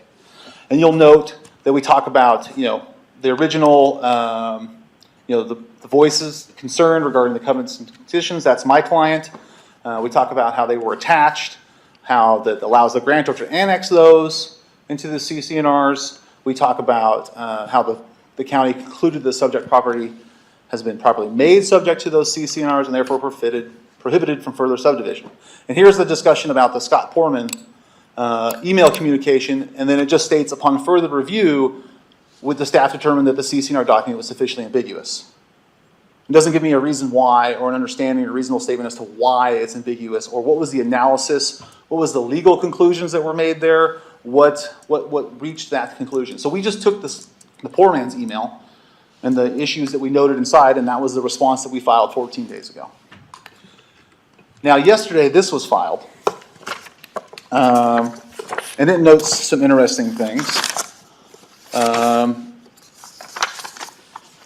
Specifically, that the reason that this ambiguity exists lies in how the CCNRs define the term lot, which is not an issue ever discussed in Mr. Poorman's article, right? And so they note that, incorrectly, that Part 1, Section D of the CCNRs, and we're going to switch back to the CCNRs here shortly, defines these terms in relevant parts as any particular and separately designed parcel of land resulting from subdivisions of property with the plat of Finneman Farms. And so the conclusion has been made that there's some ambiguity as to whether or not it applies to lots outside of Finneman Farms, since the defined term is Finneman Farms. So the fact that there shall be no further subdivision of any lot, then according to the county, is that only applies to Finneman Farms lots, based on that definition. And based on Pine Haven planning, the rule that was applied is that the ambiguous provision is to be construed in favor of the free use of that property, and restrictions that are not clearly expressed are not to be extended by implication. So they're recommending the approval. This is not a basis that we were provided before. Now, it's important to note that the statement is made that there's no provision that brings these annexed parcels within the definition of lots. Okay? And that's just simply not true when you construe the document as a whole. So I wanted to bring to your attention some other statements from Pine Haven. So it's Pine Haven, the case relied on here, is a case regarding CCNR interpretation, right, as it relates to short-term rental use in a planned subdivision, kind of like an Airbnb setup, right? Strangely enough, in the Pine Haven case, the court actually found no ambiguity in those. And this is simply a recitation of general principles as part of a traditional IRAC setup. And so I wanted to bring out some other rules from Pine Haven that I think are even more applicable than the ones cited by the county. For example, first, you have to determine if ambiguity exists, you have to find that a covenant is capable of more than one reasonable interpretation on a given issue. And you must view the agreement as a whole document and not to take out snippets as you move along. When there's no ambiguity, just the plain meaning of that applies. And so if you take those principles and you couple it with the fact that, Kootenai County Code 8.4.1107 requires the primary goal and deed interpretation to give effect to the grantor's intent, you find that the definition of lot is not ambiguous, and that the county has failed to apply the agreement as a whole. So I'm going to jump back up to Exhibit F. So I'll have to pardon me with my quick movements here. We'll have to do the rotation around the horn again.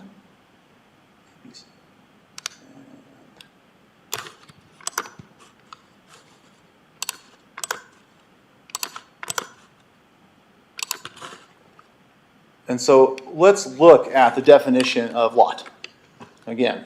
So here, lot shall mean or refer to any particular and separately designed parcel of land within the plat of Finneman Farms. That's what it says there. So this is the reliance here.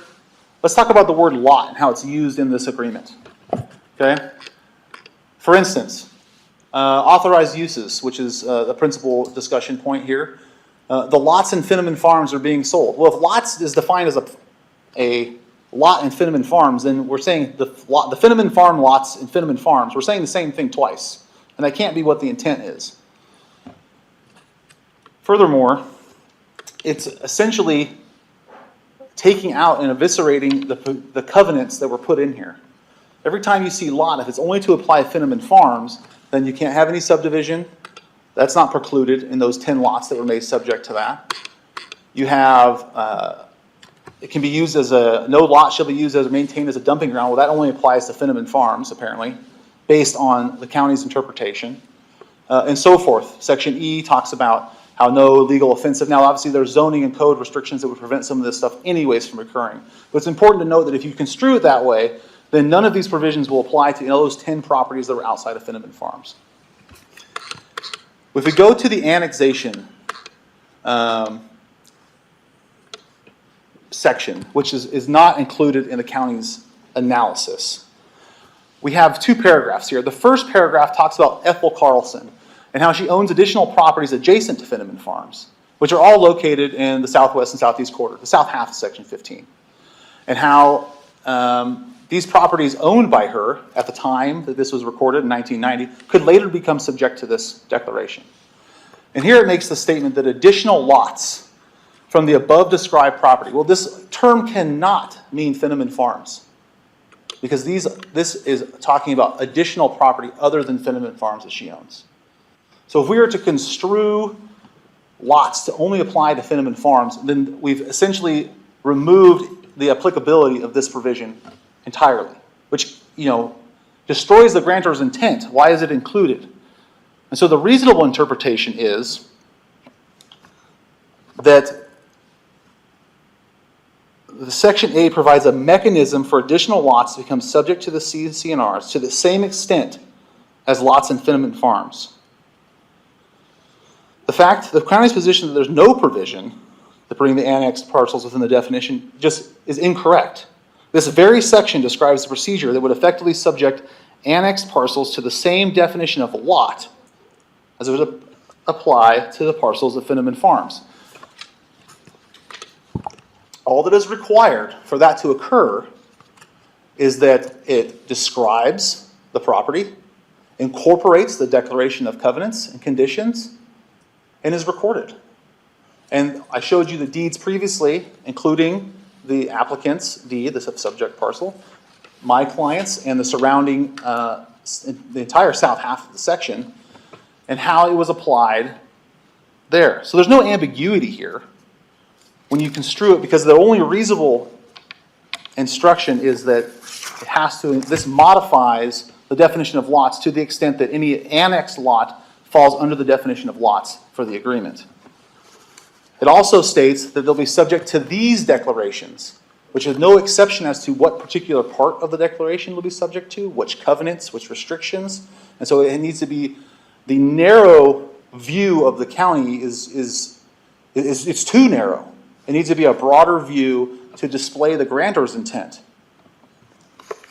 And even if ambiguous, right, outside evidence that we've demonstrated today clearly shows Ms. Carlson's intent to subject these annexed properties in the same manner as she did Fenneman Farms. Right, so let's talk about a few more Pine Haven rules. So if there's ambiguity in the covenants, then a court must determine the intent of the parties at the time the instrument was drafted. And they can look at the language of the covenants, they can look at the existing circumstances at formulation, conduct of the parties, right? Extrinsic evidence. So here, as I just talked about, Part 5 of the annexation seems to demonstrate a clear intent of Carlson to have these properties owned by her and located within that south half of Section 15 to be later subjected to the CC&Rs. So those actions are furthered when you look at what she did to subject the Dodge deed, the Goodall deed, the Peterson deed, the CC&R extension, those 10 additional properties. And there's no language in those conveyances that would exempt any of the properties from being or any portion of the CC&Rs from applicability to those documents, to those conveyances. So this pattern and practice of subjecting the properties to the CC&Rs displays her continuing intent to apply a uniform scheme to the south half of Section 15. So the contention that lots can only be defined as lots by Fenneman Farms is just not how this document should be construed, and is certainly not the intent of Ms. Carlson as demonstrated by her actions after it was drafted and the further steps she took. I also want to talk a little bit about this, the county's kind of precedence, for lack of a better term. We talked a little bit, and I mentioned APP 21-0003, which was referenced in Ms. Hilland's email communication. I have that here as my final exhibit, Exhibit Q. Let's see if I have the right one here. Yes. So, if we look at, make sure I get my notes here. Okay, page 3, 2.06. And this is just to get an idea of what the appeal was about. So the appeal was that the should not apply to the property as an ambiguity was created when the final plat was recorded. Okay, so ambiguity. So here the county denied the initial application, and the applicant appealed and saying, no, there's ambiguity, these CC&Rs shouldn't apply, because the county was upholding their policy of not approving minor subdivisions in violation of CC&R, right? The whole point is to avoid legal disputes, right? So here's the decision that was rendered on appeal, and by you. I'll scroll down here. It's on page 8, the hearing examiner's analysis, and your recommendation that it should be denied. And why should it be denied? Well, remember, the appellants contended that it's either created an ambiguity or otherwise similarly should be construed to mean that they should not be subject to the restrictions. And you disagreed with that. But first, you made a really clear point here. I should start with the contention, I'm going to read this out loud. I should start with the contention that we, either the Kootenai County Community Development Department or the Kootenai County Board of County Commissioners, do not have the power or legal authority to remove restrictive covenants or other encumbrances from real property in this manner. Appellants are essentially asking us to ignore the CC&Rs or determine that they would have no legal effect on them. And then you discuss the process upon which the determination was made that they were applicable, the same process that's been conceded by the county in their staff report, and the title report that I provided, and all the other evidence we put forth today. And you end that paragraph with saying that our inquiry could stop here, as I do not believe we have the authority to either ignore the CC&Rs or determine that they should be legally extinguished in whole or in part, as if a court found ambiguity and ruled in favor of their inapplicability. So what I'm asking for this, on this appeal, is that we have the same standard applied to Mr. Saul's appeal as was applied to this matter. And here, the county decided they were not going to make a determination as to the CCNR's applicability because it wasn't in their purview to do so. Now, you do go on to an analysis to say that they do apply, and I appreciate that. But the theory over the top should be the same. These were of record, they were aware of them, they're encumbering the property, and it shouldn't be the county's determination whether or not they apply or not. And you stated yourself, and I think I have just another minute to wrap this up. I'm almost done, I apologize. On page 9, you make the same determination that the Kootenai County, to initiate appropriate proceedings in the Kootenai County District Court, to have the court decree, order, otherwise affect the removal of those CCNRs. We think the same policy should be applied here. You note that the county, make sure I'm finding the right, the county has a real interest in ensuring that the review and approval and application do not interfere with existing legal rights or otherwise cause unnecessary downstream effects. And this is what's happening here, right? We're here because of the downstream effects of doing this. You're going to have 10 properties now that believe they can come in here and get subdivided, potentially, because of the application of the county's rule on these CCNRs. And to wrap it up, you know again that in a sense, approving an application known to directly defy recorded and legally attached encumbrances would be to knowingly aid and abet an illegal act, right? And so I'm asking the court to just, or not the court, excuse me, the hearing examiner to uphold that same criteria that they applied in that case to this case and deny, or excuse me, approve or the appeal and deny the application as currently written. Thank you. Thank you.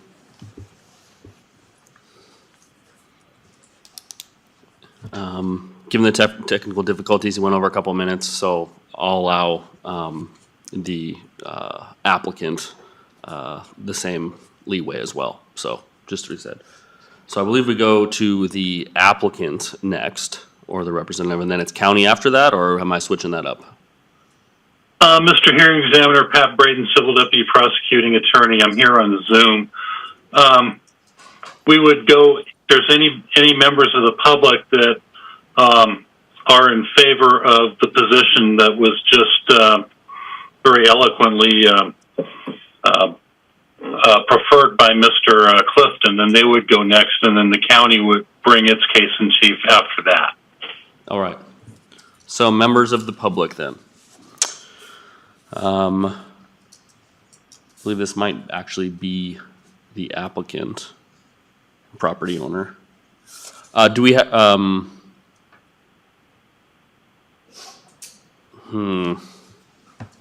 believe this is the applicant. It looks like the husband and wife, actually I shouldn't presume, the Kelchitsky, and I'm having a hard time reading the handwriting, much less pronouncing these names, so I apologize. If you would like to come up and give comment now, as a... They're opposed to the appeal. Opposed to the appeal. Okay, so there are actually, so thank you for pointing that out, Mr. Borman. If there are members of the public who are in favor of the appeal and wish the minor subdivision to be denied, now would be the time that I would like you to give public comment. Is there any member of the public here who would like to do that? Or via Zoom?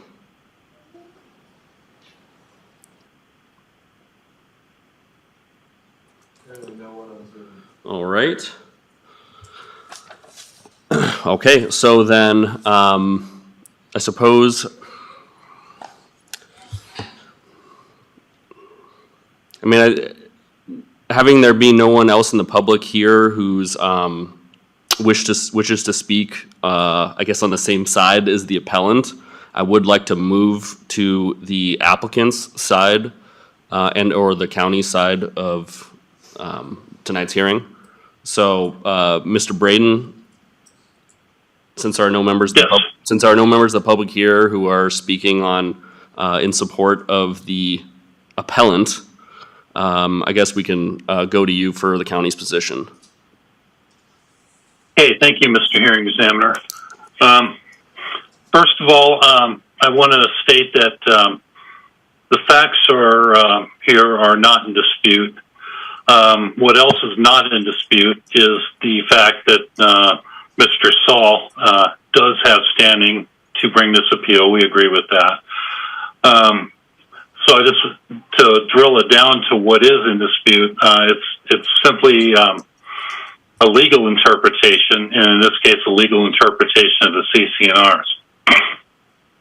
We did make an initial determination that the CC&Rs did apply and would have precluded the subdivision that is before you now.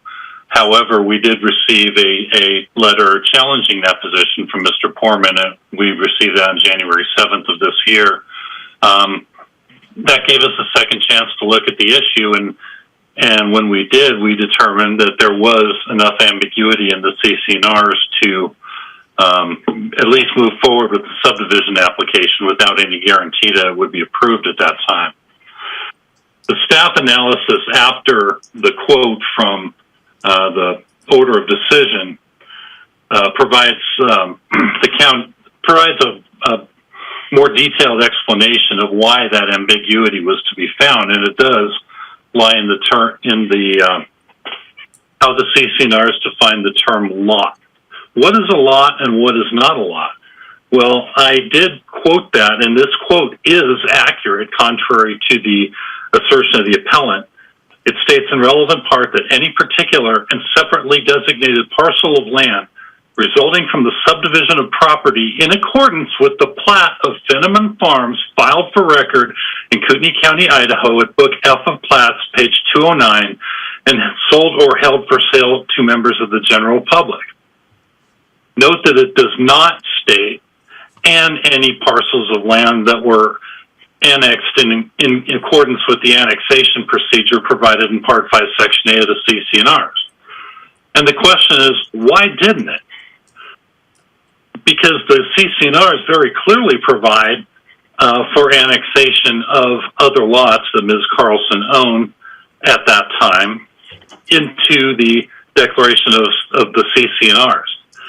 And unfortunately, for everybody concerned, the CC&Rs really play fast and loose with the use of the word lot outside the definition of the lot.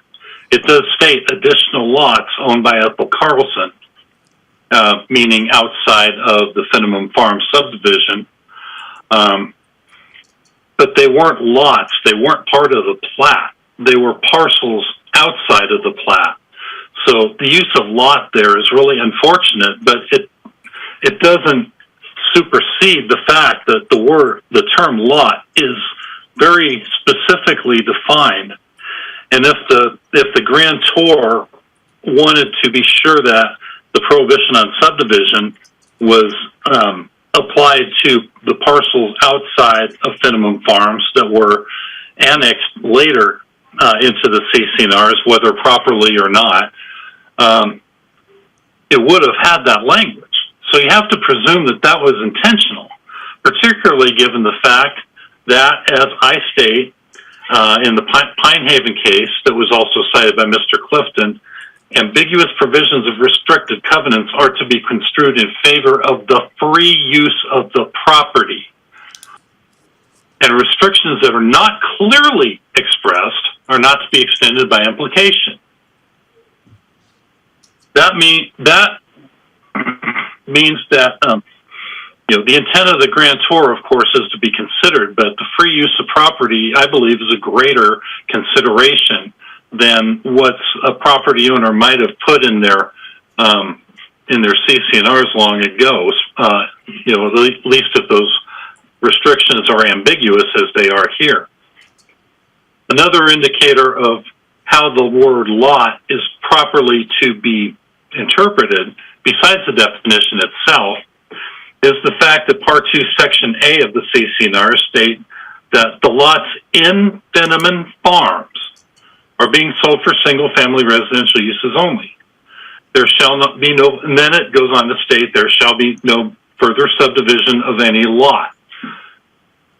If you interpret this properly, that the second reference to any lot must necessarily refer back to the reference to the lots in Finneman Farms.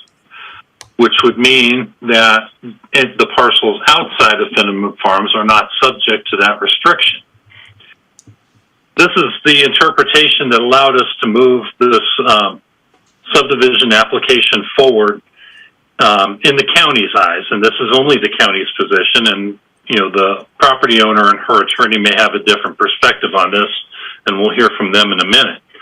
But I just wanted to quickly also address the idea that a prior decision based on interpretation of CC&Rs is somehow precedent in this case. The fact is, as the hearing examiner is well aware, all properties are considered unique under the law. Every situation must be determined and weighed on its own merits. And in fact, different CC&Rs applied to that case than apply to this case.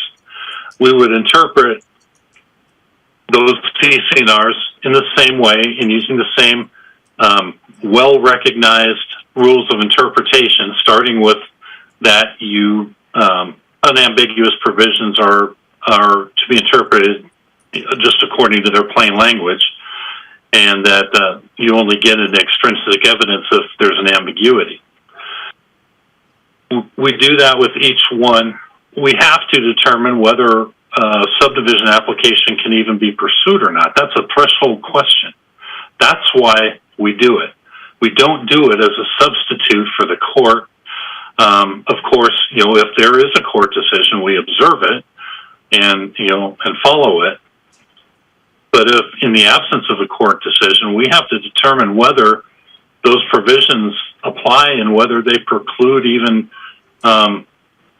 whether they just categorically preclude a subdivision application from being approved. So that's why we do it. We don't do it, to substitute for the judgment of a court. And so I would just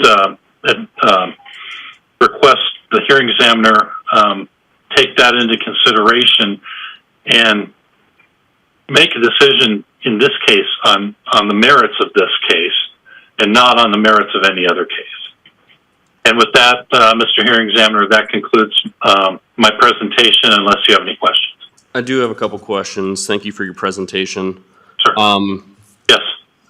I suppose maybe you can help me walk through a couple things and make sure I got things right. So, and I think, I guess I'll concede also that these are not the best written CC&Rs I've ever seen.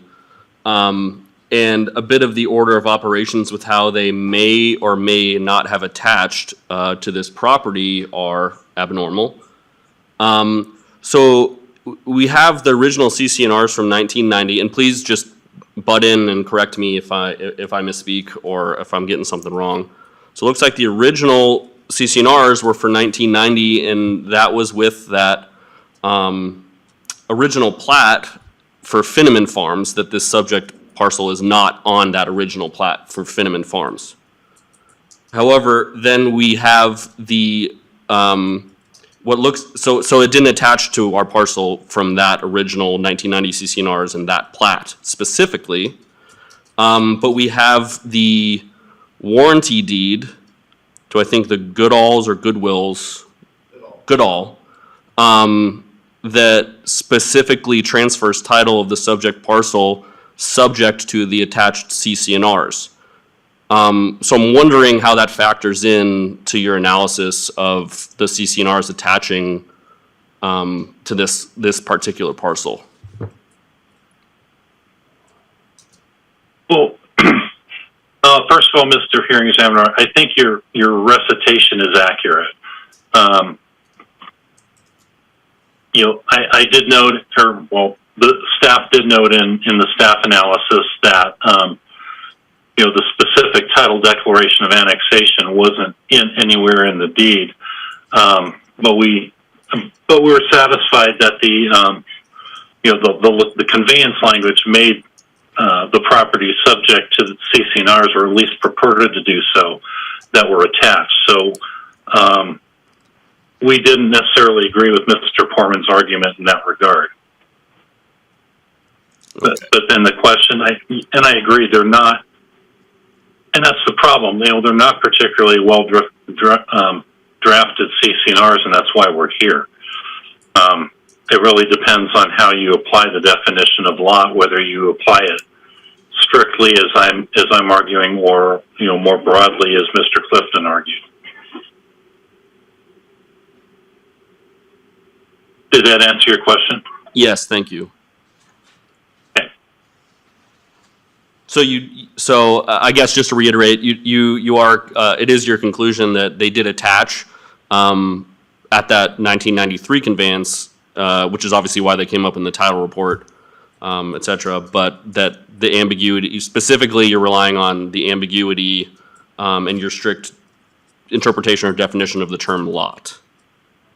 That is correct, Mr. Hearing Examiner. Okay, thank you. That's all the questions I have for you. Thank you. Okay. All right, do we have anyone else on the, are we moving to the, do we have anyone else from staff who wishes to comment, or any other attorneys who may be on Zoom, or anyone else? Or are we going to move to? This time, I think it's appropriate for anyone that wants to support the county's position. Okay. And I don't know that there's anyone on Zoom for that, unless it's Angelica. All right. Perhaps necessity. I mean, I suppose I would rather have the members of the public who want to speak in support go after attorney for the original applicant. So I think at this time I would like to have the attorney for the applicant come up and give their presentation. Am I? Sure, absolutely. Yeah. All right, well, we can have the owners come up and I guess either or, if you want to, in whatever order you've decided, please come up and state your name and address, and you can speak in favor, or I guess opposed to this appeal, but in favor of the minor subdivision. So if that's Inessa, please come on up.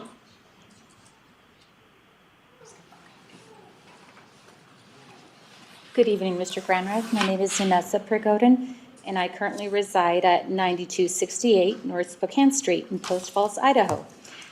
This is the lot that is being approved by Kootenai County, and I support this decision. We are a multi-generational family that is living together, which immigrated to this wonderful country, the land of opportunity, 27 years ago. My husband and I, excuse me, have 5 children who are present here today in the back room. This past January, we lost our baby Grace at 20 weeks gestation, which I delivered stillborn. Currently, our pain is being replaced with joy as we're expecting our 7th child this coming up new year. We pray and believe that our growing family will soon have a house we can call our home. In conclusion, we would like to divide the property so we can build one house and live right next door to my senior parents who always need help maintaining and taking care of their property. We moved here from a city and love the country life, so we do not have plans to put 10 houses on this lot, just one house. I hope you'll understand with our situation and kindly take it in consideration. Thank you so much for your time. This is all I have. Okay, thank you. All right, and I don't believe that that was it. I'm just going to butcher the name if I try to say it. So, Lyubov? Lubov. Okay. Okay. And your mother does not wish to speak? She is out of state. Okay. But she's watching. Okay. All right, thank you. All right, well then, Mr. Poorman, go ahead and take it away. Thank you, Mr. Granrath. Scott Poorman, attorney for the original applicants. I wanted Inessa to explain to you the context of their subdivision application, because I think it matters. Of course, this is a land use decision ultimately, and as a land use decision, this is really a no-brainer. It's 10 acres being split into 5. It meets the minimum lot size for the zoning. It's certainly not going to have any impact on the surrounding area. In fact, I don't think anybody's claiming it's going to have any land use impact by dividing a 10-acre parcel into 2 5s. For this family who just wants another lot to build a second residence, So they're not all living in the same house.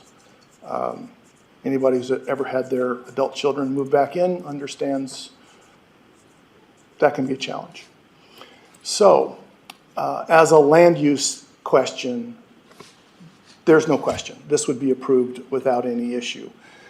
Of course, the question we're here for is a legal question, which properly belongs in a court. And I do want to compliment Mr. Clifton on his very comprehensive and well-presented legal arguments. Perhaps he'll be able to have a chance to make those arguments before a judge, which is where this question should be.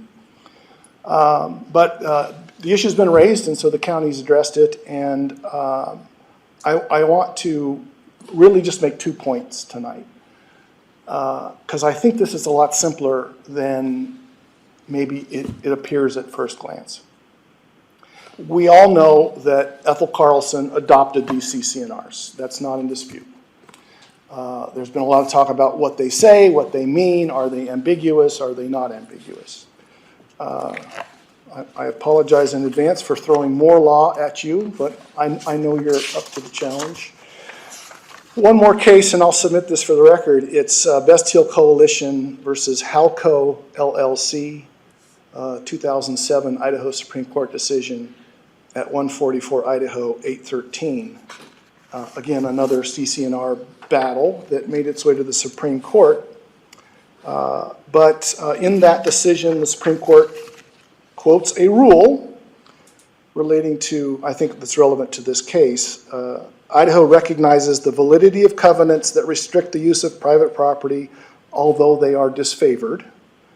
The court will not extend, by implication, any restriction not clearly expressed in the covenants, because restrictive covenants are in derogation of the common law right to use land for all lawful purposes. Bearing that in mind, Ethel Carlson adopted a set of CCNRs in 1990, and I'll submit this for the record if you want it now. Yeah.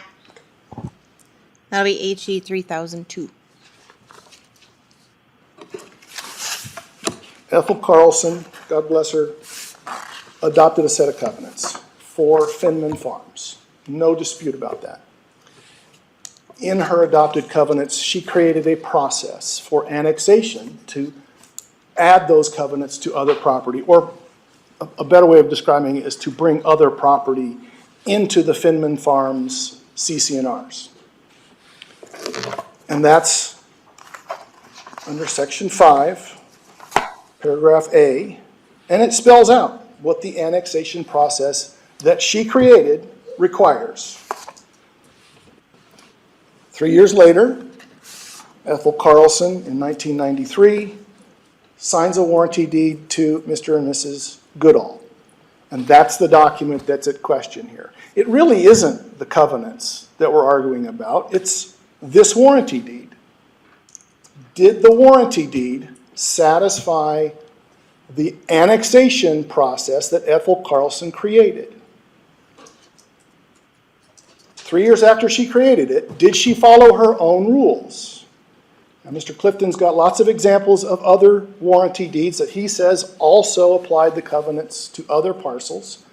I'm not here to argue about those deeds, but I will tell you the warranty deed at issue 1295036 to Mr. and Mrs. Goodall nowhere uses the word annexation, doesn't mention annexation, doesn't declare to be an annexation. Ethel Carlson attaches the covenants to this warranty deed and says, as part of her warranty, she's not giving a warranty for these covenants that are subject thereto. Did she follow her own annexation process? And I think as an objective question, the answer is no. She knew what it was. She created it, and she didn't follow it. And I'll say I don't think the other parcels that were similarly deeded by Ethel Carlson are also not subject to the covenants for the same reason. She didn't follow the annexation process. That's point number one. And point number two follows directly from it. If you don't believe that, if you think, all right, it says subject to, she attached the covenants, that's good enough for you. Here's why it doesn't matter. point number 2. If these covenants were attached to this parcel by this deed, that's not an annexation. That's attaching these covenants to that one parcel. And if there's only one owner subject to these covenants, that owner can remove them. There's nobody to stop them, because this is a one parcel addition of the covenants to that one parcel. It doesn't make this parcel part of Finman Farms, because it's not an annexation. And it's just as simple as that. They either don't apply because she didn't follow the annexation, but if they do, we'll take them off. And excuse me, but Mr. Saul can't object to that because he's not an owner of this property. This is a question that belongs in a court. How's it going to get there? Well, one way or the other. If you allow this to go forward, they'll probably file for judicial review, and that's where it should be. If you don't allow this to go forward, we'll file for judicial review. We'll ask a court to interpret this document. We'll make the same arguments, Mr. Clifton and I, and we'll let a judge decide. This isn't the county's jurisdiction, and there is no precedent that the county has to reject every subdivision that this question is raised. It's a case-by-case basis, as Mr. Braden well knows, and you do as well. So I would urge you to uphold Mr. Callahan's original decision for the simple reason that Ethel Carlson didn't follow her own rules. And if that's not enough, we'll record a rejection, revocation of these CCNRs to remove them from the property, and then we'll let a judge decide that. Do you have any questions? No, I do not. I'm sorry, one last point. Sure. The title report was brought up. This deed and the covenants are mentioned in the title report. As you probably know, title reports, like title insurance, are a list of things they don't cover. That's what that reference to the documents in the title report means. It just means the insurance company's not going to pay a claim related to this document. It's not, the title insurance policy or the report is not saying these covenants apply to this property. They're just saying we're not going to insure them. It's a completely different decision by the title insurance. So you probably know that. Anyway, thought I'd make that point. Okay. Thank you so much. Thank you. All right. I guess that brings us to the appellant's rebuttal. Yes. All right.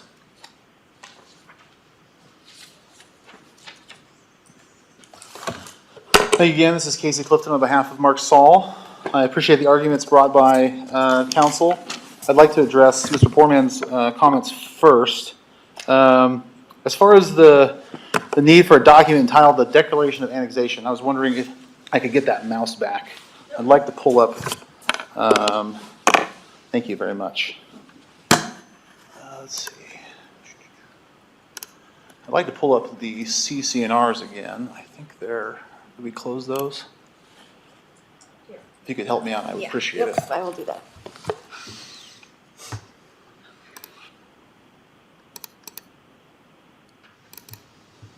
There you go.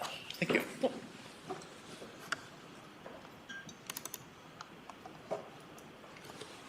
So I'm going to hop down to Exhibit F here, so bear with me again.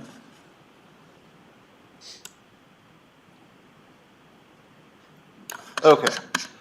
So here's the CCNRs, right, that we've been discussing back and forth. I want to address specifically the need for a document entitled the Declaration of Annexation.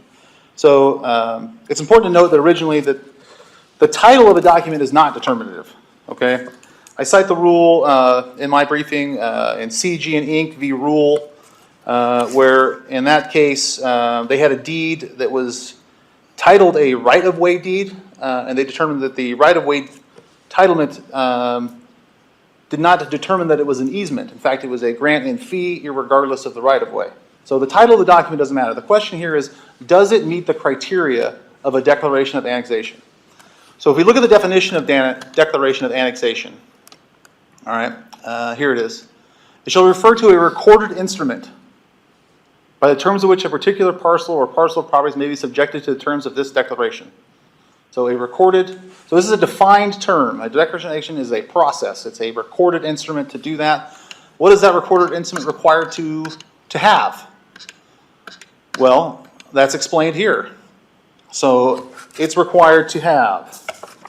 Well, it's supposed to be, it should have been owned by Ethel Carlson at the time the CC&Rs were originally recorded for Finneman Farms, right? That gives criteria to the first portion where she's talking about her additional properties.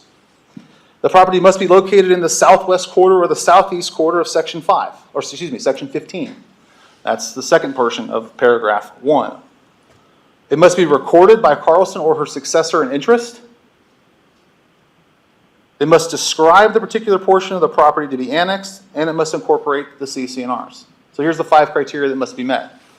If we go to the, I believe it's Exhibit G, to the subject deed here, 1295, I almost have it memorized. Oh no, that's the Dodge deed, one more.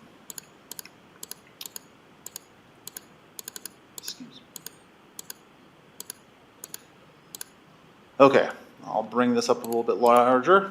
So we have here Ethel Carlson, it's 93. She's owned this property, there's no dispute that she's owned this property. This is, we have a C attached Exhibit A for a legal description. It's recorded. It says it's subject to the covenants. It accurately describes the subject property. That's why it shows up in the title report. And appended thereto are the covenants. There's your reference. So it's my interpretation that, and I believe the law would back me up on that, that in fact, this is the declaration of annexation and meets all of those requirements of a declaration of annexation, irregardless of what the document is titled. Right? We have a conveyance here. She took that opportunity to attach that. She did that with all the other deeds that I provided to you in my original argument. As to the unilateral amendment argument, proffered by Mr. Foreman. We can jump to some language here. So of course we have the requirement that we've talked about over and over again about no further subdivision.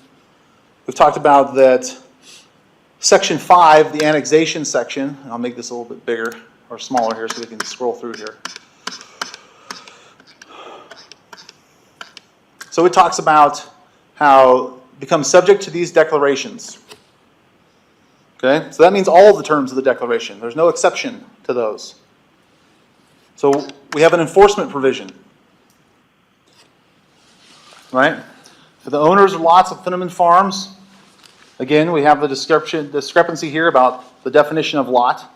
But if you take the broad view that I believe the hearing examiner should take, it allows a enforcement by any party that is subject to the same CC&Rs.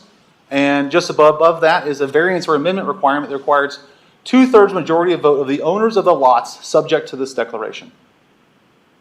So there is no unilateral amendment that's here. It takes 12 of the 17 properties in order for there to be any variance or amendment to these declarations. It's subject to all of those 17 properties. So I would take some concern with the accusation that it can be done unilaterally without the need of any other parcel or owners of other lots subject to these declarations. I would agree that I think this will end up before court, I think. But I think there's a policy question here to be asked is whose obligation is to bring that before the court? Is it to force Mr. Saul to take this to the court to resolve this, or is it to take the individuals that purchased the property with notice of these covenants and restrictions to do so? And so I'm asking that the policy consideration should be that it's the applicant's burden to take that on and take that application to the court. And it sounds like they will, and we will address that and meet that accordingly. But it shouldn't be, that burden should not be put on Mr. Saul as the one to take that affirmative step. And so I ask that that be done in that manner. As to the precedent question, I understand that there are properties that are unique. This is somewhat addressing both the counties and Mr. Foreman's argument. I agree that everything's a little bit different. But I think from a policy consideration, these are very similar to the application or the appeal that we talked about in my initial argument. And I do, and I'm very sorry for your loss and everything that happened, and I understand that is, and it's an emotional thing, and I can understand family and all that, but this is a legal determination that should be made, from a fact perspective as to application of legal standards to facts. And, we have a parcel purchased with notice of a restriction that they can't subdivide. So, irregardless of the reasons why they want to do that, they need to overcome the legal burden of saying why it's not applied to that particular lot. And then just to finally kind of wrap this up, to address Mr. Braden, a couple of Mr. Braden's arguments, he's right that the definition does not state that it applies to the annexed properties as far as the term lot is concerned. But I do believe you have to, irregardless of the Pine, and the name is escaping me now, what that case was. But anyways, one we've recited several times that the county relies on. Irregardless of that determination, you still have to give intent to the grantor. And that needs to be broad based on this. And we want to have a tight definition where it's advantageous for the county and a loose definition where it can be fast and loose with the terms lot. We can't have both. It needs to be construed the same way. And I would ask that it's construed in the broad manner to give effect to all of the terms that are contained in the agreement for which its purpose was designed to do. And so I will take the last bit of time. If you have any further questions or anything for me, I'm happy to address them. I do not have any more questions for you. Okay, thank you. Thank you. All right, I think that's gonna do it for us. All right, so it is 8:18 p.m., so I will close the public hearing for Appeal 22-0003. That concludes tonight's festivities, and you all have a good night. And thank you very much.